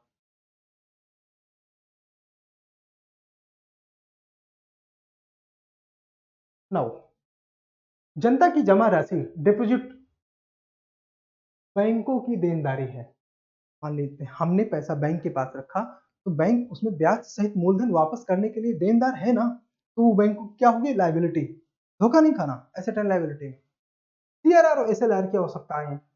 सार्वजनिक जमा पब्लिक डिपॉजिट को सुरक्षित और तरल बनाए रखने के लिए RBI को बैंकों द्वारा बनाई जाती है।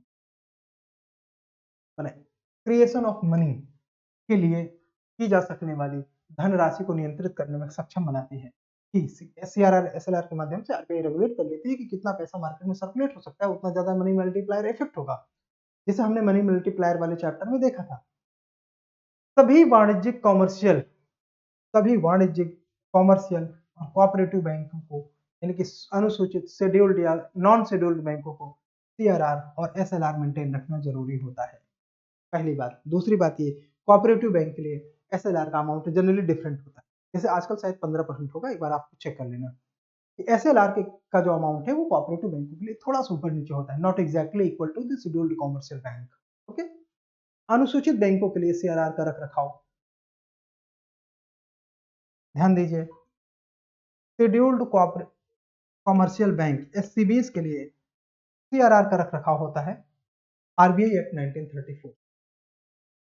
नॉन शेड्यूल्ड बैंकों के लिए, नॉन शेड्यूल्ड बैंकों के लिए नॉन शेड्यूल्ड कॉमर्शियल बैंकों के लिए CRR का जो प्रोविजन आता है वो बैंकिंग रेगुलेशन एक्ट 1949 से, बैंकिंग विनियमन अधिनियम यानी कि बैंकिंग रेगुलेशन एक्ट 1949 से शासित हो। बैंकिंग रेगुलेशन एक्ट 1949 की धारा 24 सभी बैंकों, शेड्यूल्ड और नॉन शेड्यूल्ड को, ठीक है, जिसमें सहकारी और नॉन शेड्यूल्ड सारी बैंकें आते हैं, SLR के रख रखाव को नियंत्रित करता है। मतलब ये कि SLR के केस में आपको सिर्फ एक एक्ट याद रखना है, कौन सा, बैंकिंग विनियमन अधिनियम 1949 का। बैंकिंग रेगुलेशन एक्ट सिर्फ एक ही याद रखना है SLR के case, banking regulation act 1949। CRR के केस में दो एक्ट याद रखने हैं। शेड्यूल्ड कॉमर्शियल बैंक के लिए CRR होता है RBI एक्ट 1934 से। Non scheduled and cooperative banks के लिए CRR बैंकिंग रेगुलेशन एक्ट 1949 से नियंत्रित होता है, ठीक है। और SLR के केस में सभी के लिए रूल कहां से आता है, बैंकिंग रेगुलेशन एक्ट 1949। डन, आगे चलें। Yes, open market operation. देखिए, अर्थव्यवस्था में टिकाऊ तरलता मतलब sustainable liquidity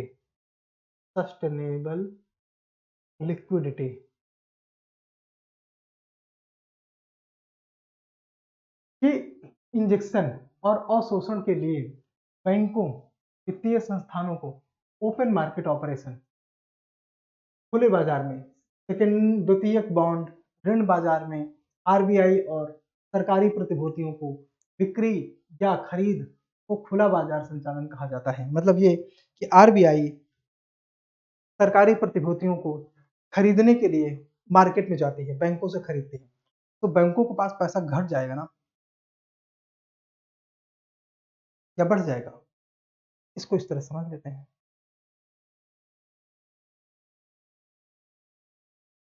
open market operation में एक तो ये है RBI के पास पैसा है, एक तो RBI के पास सिक्योरिटी है, ठीक है। RBI पैसा बैंकों को देगी और सिक्योरिटी बैंकों से लेगी। ऐसे केस में मनी की सप्लाई बढ़ रही है क्या, यस, मनी की सप्लाई बढ़ रही है, मतलब ये लिक्विडिटी बढ़ेगी, मनी की सप्लाई बढ़ेगी, मतलब इकोनॉमिक एक्टिविटी प्रमोट होंगी। और अगर इस केस में आते हैं कि RBI के पास सिक्योरिटी है, RBI सिक्योरिटी बैंक को देगी, ठीक है, और पैसा, रुपए जो है वो RBI के पास आएंगे, तो ऐसे केस में लिक्विडिटी घटेगी, तरलता घटेगी, इकोनॉमिक एक्टिविटीज घटेंगी। समझ में आया ना? तो इस तरह से हम कह सकते हैं कि हाँ, लिक्विडिटी में एडजस्ट मैनेज करने के लिए ये भी एक टूल है, ओपन मार्केट ऑपरेशन, है ना? तो ओपन मार्केट ऑपरेशन के माध्यम से आरबीआई कैश का इंजेक्शन करते हैं या अवशोषण कर लेते हैं। और ओपन मार्केट ऑपरेशन के माध्यम से जो भी सिक्योरिटीज के बेच या खरीद करी जाती है, उसके लिए जो प्लेटफॉर्म होता है उसे ई कुबेर प्लेटफॉर्म, ठीक है। ई कुबेर प्लेटफॉर्म आरबीआई का प्लेटफॉर्म है जहां पे वो सिक्योरिटीज की खरीद फरोख्त करते हैं। इसके बाद हमारे पास आता है मार्केट स्टेबलाइजेशन और स्टरलाइजेशन। बहुत इंपॉर्टेंट और जैसे कहते हैं कि बहुत ही अच्छा कॉन्सेप्ट है स्टरलाइजेशन। हम इसको अच्छे से समझते हैं। पहले समझते हैं स्टरलाइजेशन होता क्या है। आइए, स्टरलाइजेशन का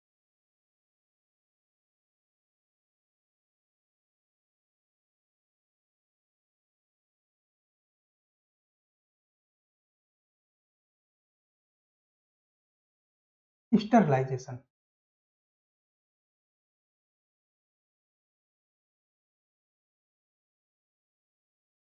यही लिखना है, कोई गूगल का ट्रांसलेशन नहीं लिखेगा स्टरलाइजेशन की जगह, ठीक है। इसका हिंदी यही लिखना है, स्टरलाइजेशन। देखो, मान लेते हैं कि कंट्री की इकोनॉमिक कंडीशन बहुत अच्छी है, आउटपुट बहुत अच्छा है, प्रोडक्शन बहुत अच्छा है, कॉस्ट ऑफ प्रोडक्शन कम है। जब कॉस्ट ऑफ प्रोडक्शन कम होता है तो गुड्स सस्ते होते हैं। तो क्या विदेशी बाजार को अट्रैक्ट नहीं करेगा? विदेश के लोग, डोनाल्ड ट्रंप जैसे, शी जिनपिंग जैसे लोग भारत आएंगे और भारत का सामान खरीद के खूब सारा। ऐसे केस में होगा क्या कि इंडिया में गड़बड़ हो गया है ना, सही कर लेते हैं।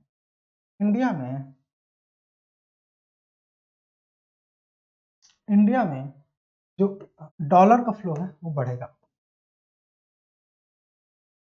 मैं और अच्छा बना दें? अब काफी अच्छा है। इंडिया में डॉलर का फ्लो बढ़ेगा, ठीक है। तो सब इंडिया में डॉलर का फ्लो बढ़ रहा है, ठीक।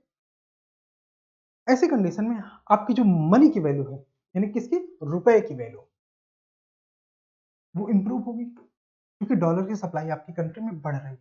जिस चीज की सप्लाई बढ़ती है वो सस्ता हो जाता है।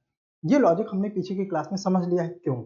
अगर आपने नहीं समझा तो डिमांड एंड सप्लाई का रूल अभी लगा लो, समझ में आ जाएगा। इसमें ज्यादा कुछ रॉकेट साइंस, जिस चीज की सप्लाई बढ़ जाती है वो चीज सस्ती हो जाती है, तो डॉलर सस्ता हो जाएगा। और जब डॉलर सस्ता मतलब रुपया महंगा, क्योंकि हम रुपए डॉलर को एक दूसरे के पैरिटी में चेक करते हैं। हमारे केस में डॉलर जो है वो वस्तु है, रुपया करेंसी है, ठीक है। तो डॉलर सस्ता तो हम इसको बोलेंगे रुपया महंगा। मतलब रुपए का अधिमूल्यन, रुपए का अधिमूल्यन,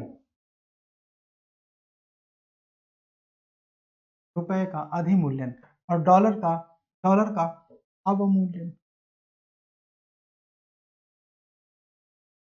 ठीक है। आई होप ये आपको दिखाई दे रहा है। डॉलर का अवमूल्यन और रुपए का अधिमूल्यन हो रहा है। कितना आप एडजस्ट कर सकते हैं कि इकोनॉमी में, इसी पेज में रहते हैं, वेट, यहाँ पे कितना आप अधिमूल्यन अफोर्ड कर सकते हैं रुपए का। मान लीजिए रुपए का अवमूल्यन होता गया, रुपया सॉरी डॉलर का अवमूल्यन होता गया, रुपए का अधिमूल्यन हो रहा है, रुपये की वैल्यू बढ़ जाएगी, ज्यादा बढ़ जाएगी, एक्सपोर्ट ठहर जाएगा। जब रुपये की वैल्यू बढ़ेगी तो कोई भी पर्सन, डोनाल्ड टाइप के लोग इंडिया आएंगे, वो डॉलर को रुपए में कन्वर्ट करेंगे, उन्हें कम रुपए मिलेंगे, वो कम सामान खरीदेंगे तो एक्सपोर्ट घटेगा। तो क्या होगा, एक्सपोर्ट घटेगा।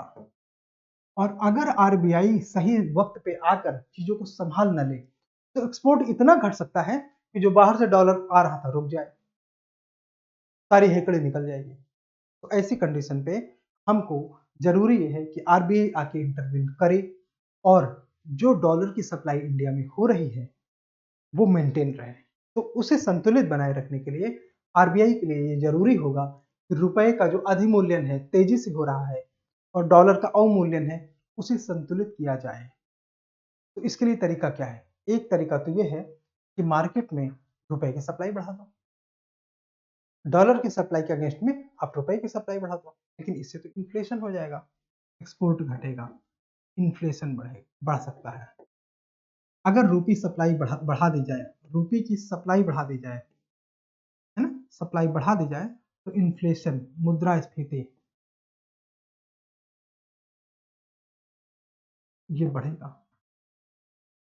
ठीक है, ये सारे प्रैक्टिकल टाइप के अल्टरनेटिव्स हम बता रहे हैं कि जो कि यूपीएससी खुद आपसे मैनिपुलेट करके स्टेटमेंट देके आपको फंसा सकते हैं। ठीक है, अगर आरबीआई ने ऐसा किया, दूसरा तरीका क्या है, रुपये के अधिमूल्यन को रोकने के लिए आरबीआई टी बिल्स इशू करे। ठीक है, और जब वो टी बिल्स इशू करेगी तो रुपया उसके पास आ जाएगा। टी बिल्स इशू करके वो रुपया अपने पास खींच सकते, और टी बिल्स परचेज करके रुपए की सप्लाई बढ़ा सकते हैं। तो टी बिल्स की परचेज करके वो रुपये की सप्लाई बढ़ा सकते हैं। ऐसे केस में भी इन्फ्लेशन का रिस्क हो सकता है ना। और क्या कंडीशन हो सकती है, वो ओपन मार्केट ऑपरेशन पे आ सकते हैं। ओपन मार्केट ऑपरेशन के माध्यम से वो सिक्योरिटीज के बेच या खरीद कर सकते हैं। किन चीजों का क्या प्रभाव होगा, ये एकदम सिंपल है कि अगर वो सिक्योरिटीज खरीदेगी, मतलब रुपए की सप्लाई बढ़ाएगी, तो इन्फ्लेशन आ सकता है ना, वस्तुओं की कीमत महंगी हो सकती है। और अगर उसने ओपन मार्केट ऑपरेशन में आके सिक्योरिटीज को बेचना शुरू कर दिया, तो मार्केट से रुपया खींच सकता है, और ऐसी कंडीशन में रुपए का और ज्यादा अधिमूल्यन हो सकता है। हम सारे पैरामीटर को अब एक एक करके समझेंगे कि स्टरलाइजेशन की जरूरत क्यों पड़ती है। ठीक है, इस तत्वावधान में हमारे लिए स्टरलाइजेशन समझना आसान है। अर्थव्यवस्था में टिकाऊ तरलता, यहाँ पे, हाँ, अर्थव्यवस्था में टिका, यहाँ पे स्टरलाइजेशन, सॉरी, ये स्टरलाइजेशन। कई विकासशील देशों ने हाल के वर्षों में पूंजी प्रवाह से अच्छा लाभ प्राप्त, अच्छा लाभ प्राप्त, लेकिन इसके ज्यादा बढ़ते पूंजी प्रवाह से अस्थिर दुष्प्रभाव भी हो सकते हैं, जिसमें कि स्थानीय मुद्रा की सराहना, लोकल करेंसी अप्रिसिएट हो गई, अधिमूल्यन, इसको सराहना को ही अधिमूल्यन बोलते हैं, अधिमूल्यन हो गई, जिसमें कि निर्यात उद्योगों को प्रतिस्पर्धात्मकता को कम करना और संभावित मुद्रास्फीति को जन्म देना है। हमने पीछे समझा कि मुद्रास्फीति, ठीक है, महंगाई क्यों, जब विदेशी निवेशक विदेशी, अच्छा समझे, अभी हमने पीछे डिस्कस किया ना कि महंगाई बढ़ सकती है, तो महंगाई क्यों, जब विदेशी निवेशक विदेशी मुद्रा या डॉलर लाते हैं, विदेशी मुद्रा या डॉलर लाते हैं, तो अंततः यह डॉलर आरबीआई के पास आता है, डॉलर आरबीआई के पास आएगा, तो आरबीआई द्वारा निवेशकों को नया पैसा मुद्रा दी जाएगी। अभी पीछे हमने डिस्कस किया, तो इससे इन्फ्लेशन आएगा, जो उत्पादन में वृद्धि के बिना, मतलब कोई उसके अगेंस्ट में उत्पादन नहीं हुआ, लेकिन अर्थव्यवस्था में धन की आपूर्ति हो गई, मतलब रुपए की सप्लाई हो गई। कैसे, बिकॉज जो डॉलर आया उसके अगेंस्ट में आरबीआई को रुपए देना पड़ेगा, तो ऐसे में मौद्रिक आधार बढ़ता है, M0 मौद्रिक आधार होता है, हमने पीछे वाले लेक्चर में बताया है ये बात, जिसको नहीं पता वो जाके एक बार इसको समझ लेगा। ठीक है, M0 बढ़ेगा, मनी सप्लाई बढ़ गई, मौद्रिक आधार बढ़ गया और मनी सप्लाई दोनों बढ़ गई M0 बढ़ने से। तो ऐसे में इन्फ्लेशन है वो एक इनएविटेबल चॉइस हो जाती है, मतलब जिसको आप रोक नहीं सकते, इन्फ्लेशन वो एक कंडीशन हो जाती है। मुद्रा की सराहना, मनी का अधिमूल्यन, या मुद्रास्फीति के खतरे को कम करने के लिए आरबीआई कोई न कोई प्रयास करेगा, जिसे स्टरलाइजेशन कहते हैं। मतलब ये कि वो सिचुएशन जिसमें आरबीआई आए हुए डॉलर को किस तरह से समायोजित करे, एडजस्ट करे, कि हमारी कंट्री की करेंसी का अवमूल्यन भी ना हो, अधिमूल्यन भी ना हो, इन्फ्लेशन भी ना हो, और चीजें संतुलित अवस्था में बनी रहे। मतलब ये कि इकोनॉमी ग्रो करे, एक्सपोर्ट बढ़े, और डॉलर की सप्लाई इंडिया में हो, वो इंडिया के लिए अच्छा है। तो उसके लिए अब आरबीआई करेगी क्या, ये हम देखते हैं। एक सफल स्टरलाइजेशन ऑपरेशन में कम से कम अस्थायी पूंजी के रूप में पूंजी के प्रवाह को ऑफसेट करना। ऑफसेट करने का मतलब जो शॉर्ट टर्म के लिए डॉलर भारत में आ रहा है उसका जो असर होगा उस असर को संतुलित किया जाए, बढ़े हुए असर को कम किया जाए। ऑफसेट करने का यहाँ ये मतलब है।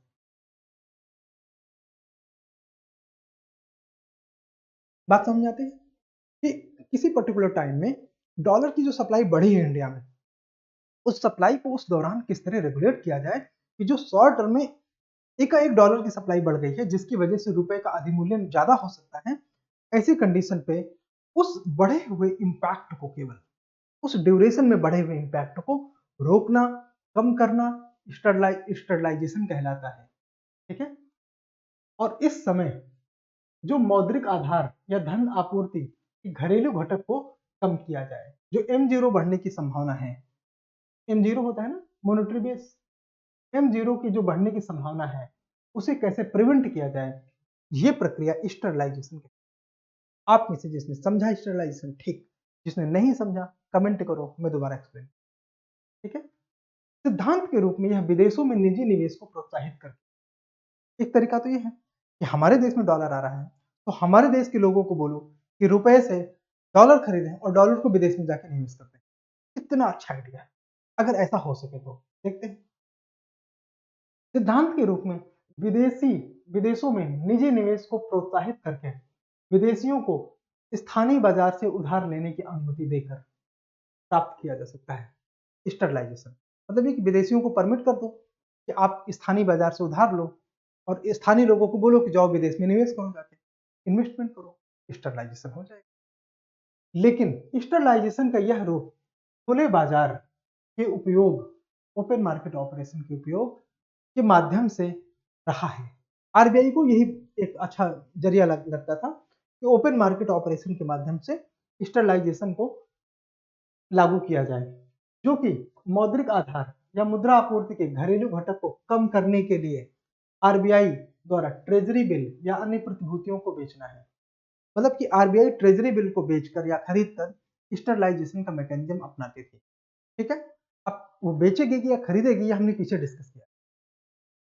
रिवर्स रेपो रेट, जैसे आप एक तरीका कह सकते हैं कि हाँ, रिवर्स रेपो रेट के माध्यम से आरबीआई मनी सप्लाई को घटा दे। ठीक है।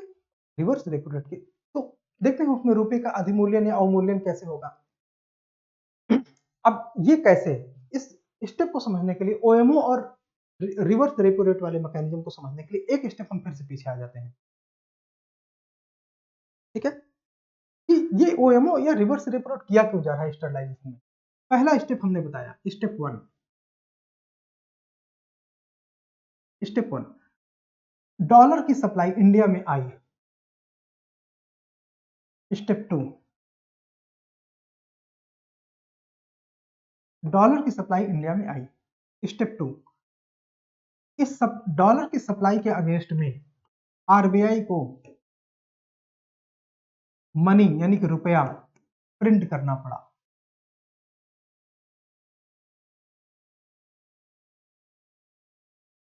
जिससे M0 यानी कि मॉनेटरी बेस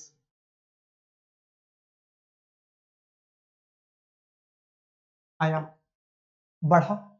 मनी की सप्लाई बढ़ी मतलब मॉनेटरी बेस आया। तो स्टेप थ्री, आरबीआई ने ओएमओ या रिवर्स रेपो रेट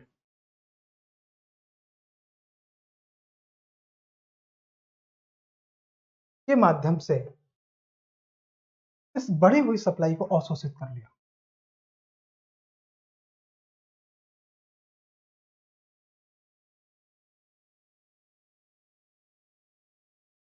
इस बढ़ी हुई मॉनेटरी मनी सप्लाई को जो M0 के माध्यम से बढ़ा था, उस ड्यूरेशन में जो बढ़ा उसको अवशोषित कर लिया।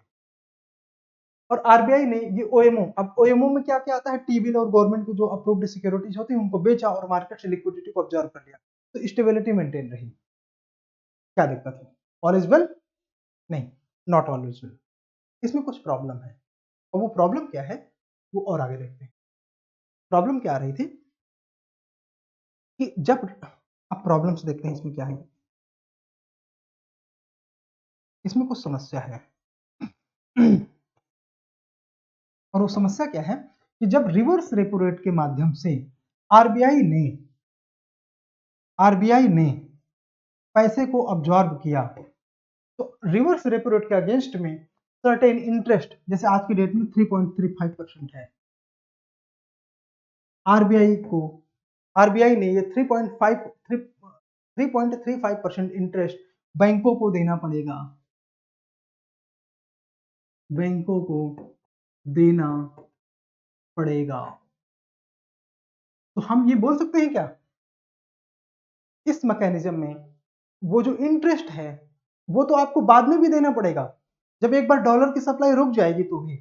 मतलब ये कि आरबीआई की लायबिलिटी बढ़ रही है। हम ये कह सकते हैं क्या कि ऐसी कंडीशन में आरबीआई की लायबिलिटी बढ़ रही है। लायबिलिटी, और ये लायबिलिटी तो बाद में भी रहेगी। इस लायबिलिटी को अंडर एस्टिमेट नहीं किया जा सकता। इसलिए ये जो बढ़ी हुई लिक्विडिटी है उसको ऑब्जॉर्व करने के लिए reverse repo rate is not the right mechanism. OMO में क्या प्रॉब्लम है? ओएमओ में इसकी तुलना में कम प्रॉब्लम है, इसलिए ओएमओ लंबे समय तक आरबीआई के लिए एक मैकेनिज्म था। लेकिन ओपन मार्केट ऑपरेशन के और सारे कई उद्देश्य थे मार्केट में लिक्विडिटी को एडजस्ट करने के लिए। ठीक है, तो जब हम ओएमओ का इस्तेमाल इस मैकेनिज्म के लिए करने लगते हैं तो ओपन मार्केट ऑपरेशन जिन उद्देश्यों के लिए आया था वो उद्देश्य फेल हो जाते हैं। कि जो हमारी घरेलू लिक्विडिटी को इन जनरल मैनेज करने के लिए हम ओपन मार्केट ऑपरेशन इस्तेमाल करते हैं, तो वो ओपन मार्केट ऑपरेशन अपने आप में सही तरीके से ऑपरेट नहीं हो पाता। ऐसी कंडीशन में ओपन मार्केट ऑपरेशन के जो फंडामेंटल ऑब्जेक्टिव्स वो फेल हो रहे थे। इसलिए आरबीआई को एक नया टूल लेके आना पड़ा जिसे हम बोलते हैं मार्केट स्टेबलाइजेशन स्कीम। और मार्केट स्टेबलाइजेशन स्कीम में यूपीएससी ने लविंगली क्वेश्चन पूछा।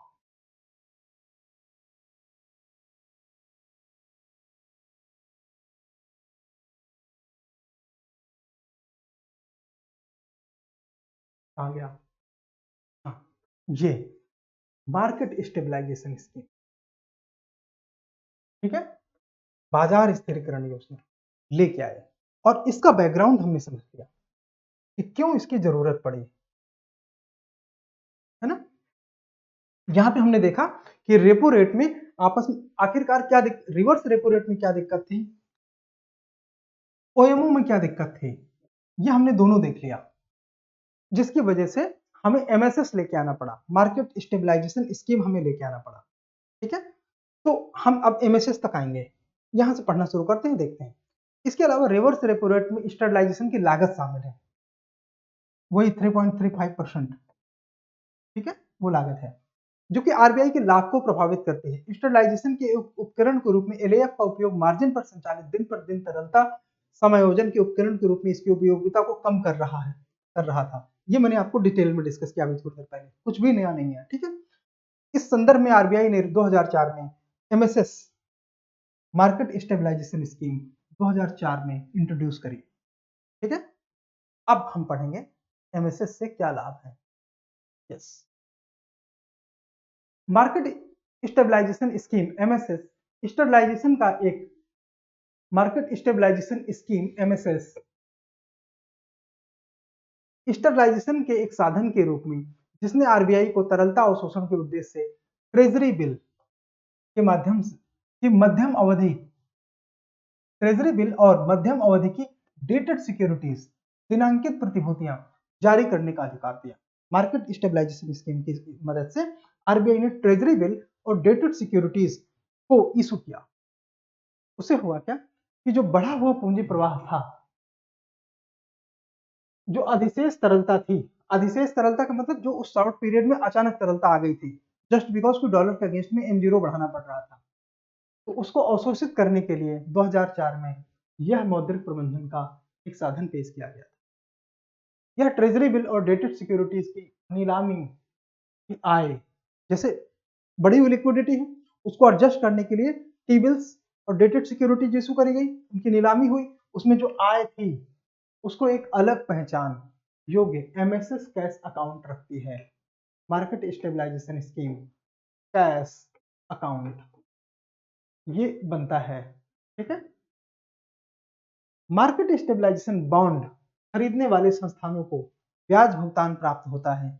यह ब्याज भुगतान सरकार के अपने बजट से आरबीआई को पैसा आवंटित करती है। मार्केट स्टेबलाइजेशन स्कीम से जो पैसा आता है उसमें जो ब्याज भुगतान मार्केट स्टेबलाइजेशन बॉन्ड से जो पैसा आता है वो सिक्योरिटीज की जो हमने बात करी वो बॉन्ड भी होते हैं उनमें से।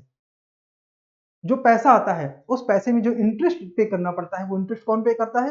Government of India. कहां से पे करती है? बजट से, यूनियन बजट से पे करते हैं। तो ये अपने आप में समझने के लिए कितना इंटरेस्टिंग है कि मार्केट स्टेबलाइजेशन स्कीम आरबीआई इसलिए लेके आई कि जो एक्सेस लिक्विडिटी है उसको ऑब्जॉर्व किया जा सके। अतिरिक्त अतिरिक्त लिक्विडिटी है, तरलता है, उसको ऑब्जॉर्व किया जा सके, उसको उसका अवशोषण किया जा सके। उसके लिए उसने मार्केट स्टेबलाइजेशन फंड एक अलग से बना दिया। लेकिन उस फंड के अगेंस्ट में जो उसको मार्केट स्टेबलाइजेशन बॉन्ड के सामने उसको जो इंटरेस्ट पे करना था वो इंटरेस्ट कौन पे करेगा? भारत सरकार अपने बजट से। क्यों? क्योंकि मार्केट स्टेबलाइजेशन फंड का इस्तेमाल गवर्नमेंट डेवलपमेंट काम के लिए कर रही थी और कर रही है। ठीक है। मार्केट स्टेबलाइजेशन बॉन्ड के ब्याज के भुगतान के लिए इस व्यय को वहन लागत को इस व्यय की वहन लागत को कैरिंग कास्ट कहा जाता है। आपके यूनियन बजट में कैरिंग कास्ट नाम का जो एक सेक्शन है वो मार्केट स्टेबलाइजेशन बॉन्ड के अगेंस्ट में पे की जाने वाली ब्याज की राशियां हैं। ठीक है। मार्केट स्टेबलाइजेशन बॉन्ड को बेचकर नकद खाते में एमएसएस कैश अकाउंट में जमा की गई राशि को केवल एमएसएस के तहत जारी किए गए ट्रेजरी बिल या इनके मोचन के समय वापस खरीद के समय उद्देश्य के लिए विनियोजित किया जाता है। मतलब उस अतिरिक्त पैसों को तब वापस कर दिया जाता है मार्केट स्टेबलाइजेशन फंड से जब उन सिक्योरिटीज को का विमोचन किया जाता है, मतलब वापस खरीदा जाता है। एमएसएस की शुरुआत दैनिक तरलता प्रबंधन के अपने इस इच्छित कार्य यानी कि जो एलएएफ के उद्देश्य से एलएएफ के इंस्ट्रूमेंट थे उनको बहाल कर दिया, रिस्टोर कर दिया। मतलब जो रिवर्स रेपो और ओपन मार्केट ऑपरेशन के उद्देश्य थे वो अपने आप में उद्देश्य पूरे हो गए। कैसे? एमएसएस ने एक्सेस लिक्विडिटी को संभाला और जो मार्केट की दूसरे मैकेनिज्म के लिए ओएमओ और रिवर्स रेपो रेट के मैकेनिज्म लाया गया था उनको रिवर्स रेपो रेट और ओएमओ ने मैनेज किया। एक्सेस लिक्विडिटी के लिए ओएमओ और रिवर्स रेपो रेट के ऑपरेशन को रोक दिया गया। ठीक है। MSS is the tool to understand and utilise stabilisation mechanism. अब हमारे सामने कुछ ग्राफ हैं। ये ग्राफ आपकी अंडरस्टैंडिंग डेवलप करने के लिए है। इसमें से आपको कोई भी डेटा याद नहीं करना है। ठीक है। जैसे कि मैं बताता हूं कि निर्माण आईएएस की जो इकोनॉमी की क्लास है why it is better than any other platform available in any YouTube channel और ऐप और एनी लाइव क्लासेस और एनी ऑफलाइन कोर्सेज, बिकॉज जो हमारा कंटेंट मटेरियल है ना ये कहीं ज्यादा डीप है, वेल रिसर्च्ड है। ठीक है। जो इसका R&D वर्क है वो बहुत ज्यादा इनपुट है इसमें। इस वजह से ये जो कंटेंट है वो आपके लिए बेस्ट है। मैं आपको ये गारंटी कर सकता हूँ कि इकोनॉमी के 90% क्वेश्चन वो हमारे टॉपिक से कवर होंगे। There can not be a single institute who can guarantee that 90% question will be captured from particular programme. जैसे कि ये चल रहा है इसमें आपके सामने इकोनॉमी की क्लासेस है ना, तो इकोनॉमी के 90% कोर्सेज 90% क्वेश्चंस कवर होंगे, ये मैं आपको गारंटी दे सकता हूँ बिकॉज इसमें इन डेप्थ वर्क हो रहा है। आइए आपके सामने कुछ ग्राफ इनको समझते हैं। जैसे एक हमारे पास है करेंसी टू जीडीपी। किस कंट्री का, ये थोड़ा सा एंटरटेनिंग है, इसमें स्ट्रेस कुछ नहीं है क्योंकि आपको डेटा नहीं आता। किस कंट्री का करेंसी टू जीडीपी बढ़ा या घटा देख लेते हैं। 2005 से लेकर 2017 तक ग्रीन वाला किसका है? हाँ, मैक्सिको में देखिए करेंसी टू जीडीपी बढ़ा है। मतलब ये कि अगर उनकी जीडीपी का साइज 100 रुपए है और करेंसी उसमें से 50 रुपए है तो वो बढ़ा है। ठीक है। तो मैक्सिकन केस में क्या था कि कितना बढ़ा है? 6% तक बढ़ा है। ऑस्ट्रेलिया के केस में लगभग सस्टेन्ड है और स्वीडन के केस में ये घटा है, 1% के आसपास आ गया है उनका जो कैश टू जीडीपी रेशियो। तब ये कि जीडीपी के सामने कितना कैश है। मतलब ये कि यहाँ पे डिजिटाइजेशन ज्यादा सक्सेस हुआ होगा, है ना। मतलब जैसे हमारे देश में पेटीएम है, यूपीआई है, भारत पे है, फोन पे इत्यादि, एयरटेल पे और तमाम तरीके के हैं, गूगल पे इत्यादि। जो डिजिटाइजेशन है जिन्होंने कैश के उपयोग को कम किया है ये भारत में कितना सक्सेसफुल है हमें कैसे पता चलेगा? उसका तरीका यह है कि हम ये समझें भारत में डिजिटाइजेशन कितना सक्सेसफुल है, ये हमको समझना है तुलनात्मक रूप से। भारत में डिजिटाइजेशन कितना सक्सेसफुल रहा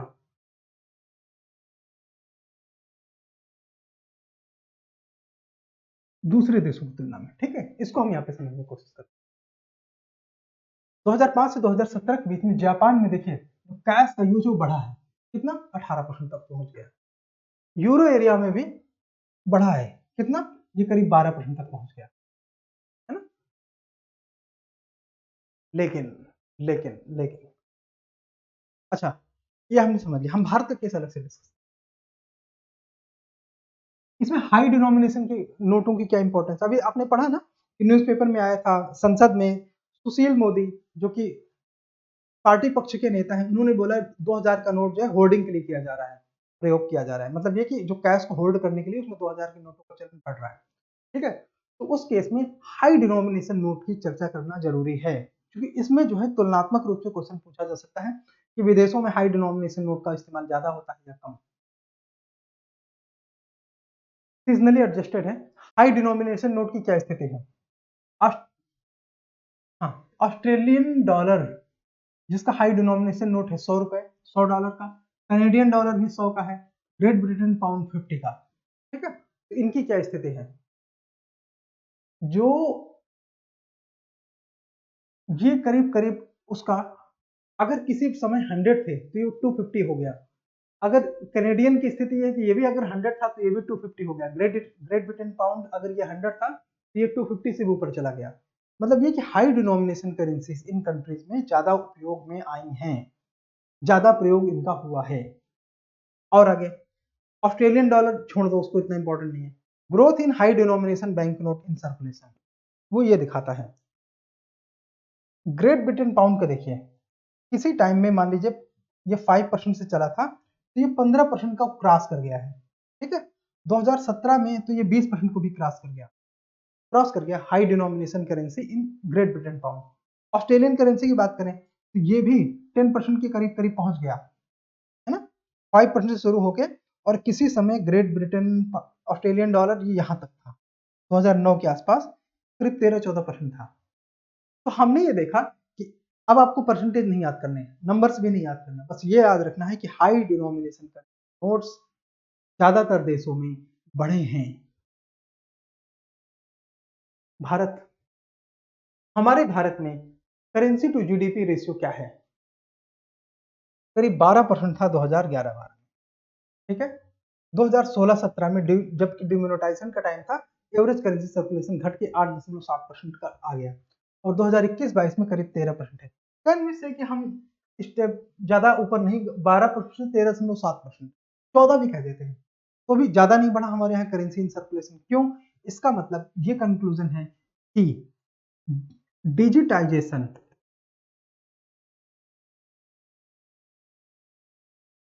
इन India was more successful than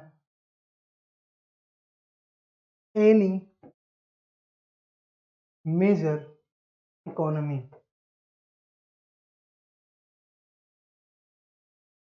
ये बात हम कह सकते हैं कि digitisation in India was more successful than any other major economy. Okay friends,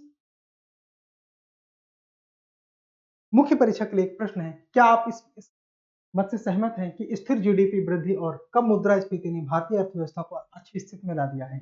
ठीक है, ला दिया है कि नहीं, जरा चेक करना, अपने तर्कों से समर्थन दीजिए। ये 2019 का क्वेश्चन था, आप इसे 2022 के हिसाब से लिखिए, 22-23 के डेटा के हिसाब से लिखिए, ठीक है। ठीक, ये मेंस का क्वेश्चन है। सेम वे आप हमको भेजिए, चाहे यूट्यूब चैनल के माध्यम से भेजिए, चाहे टेलीग्राम चैनल के माध्यम से भेजिए, हमारे तक आना चाहिए। और कांटेक्ट कीजिए अगर कोई आपको डाउट लगता है तो। ओह, थैंक यू सो मच। तो आगे की क्लास में हम पढ़ने वाले हैं आरबीआई, उसके फंक्शन इत्यादि, वो सारी चीज़ों को डिटेल में पढ़ेंगे। और ये पार्ट यहाँ तक खत्म हुआ।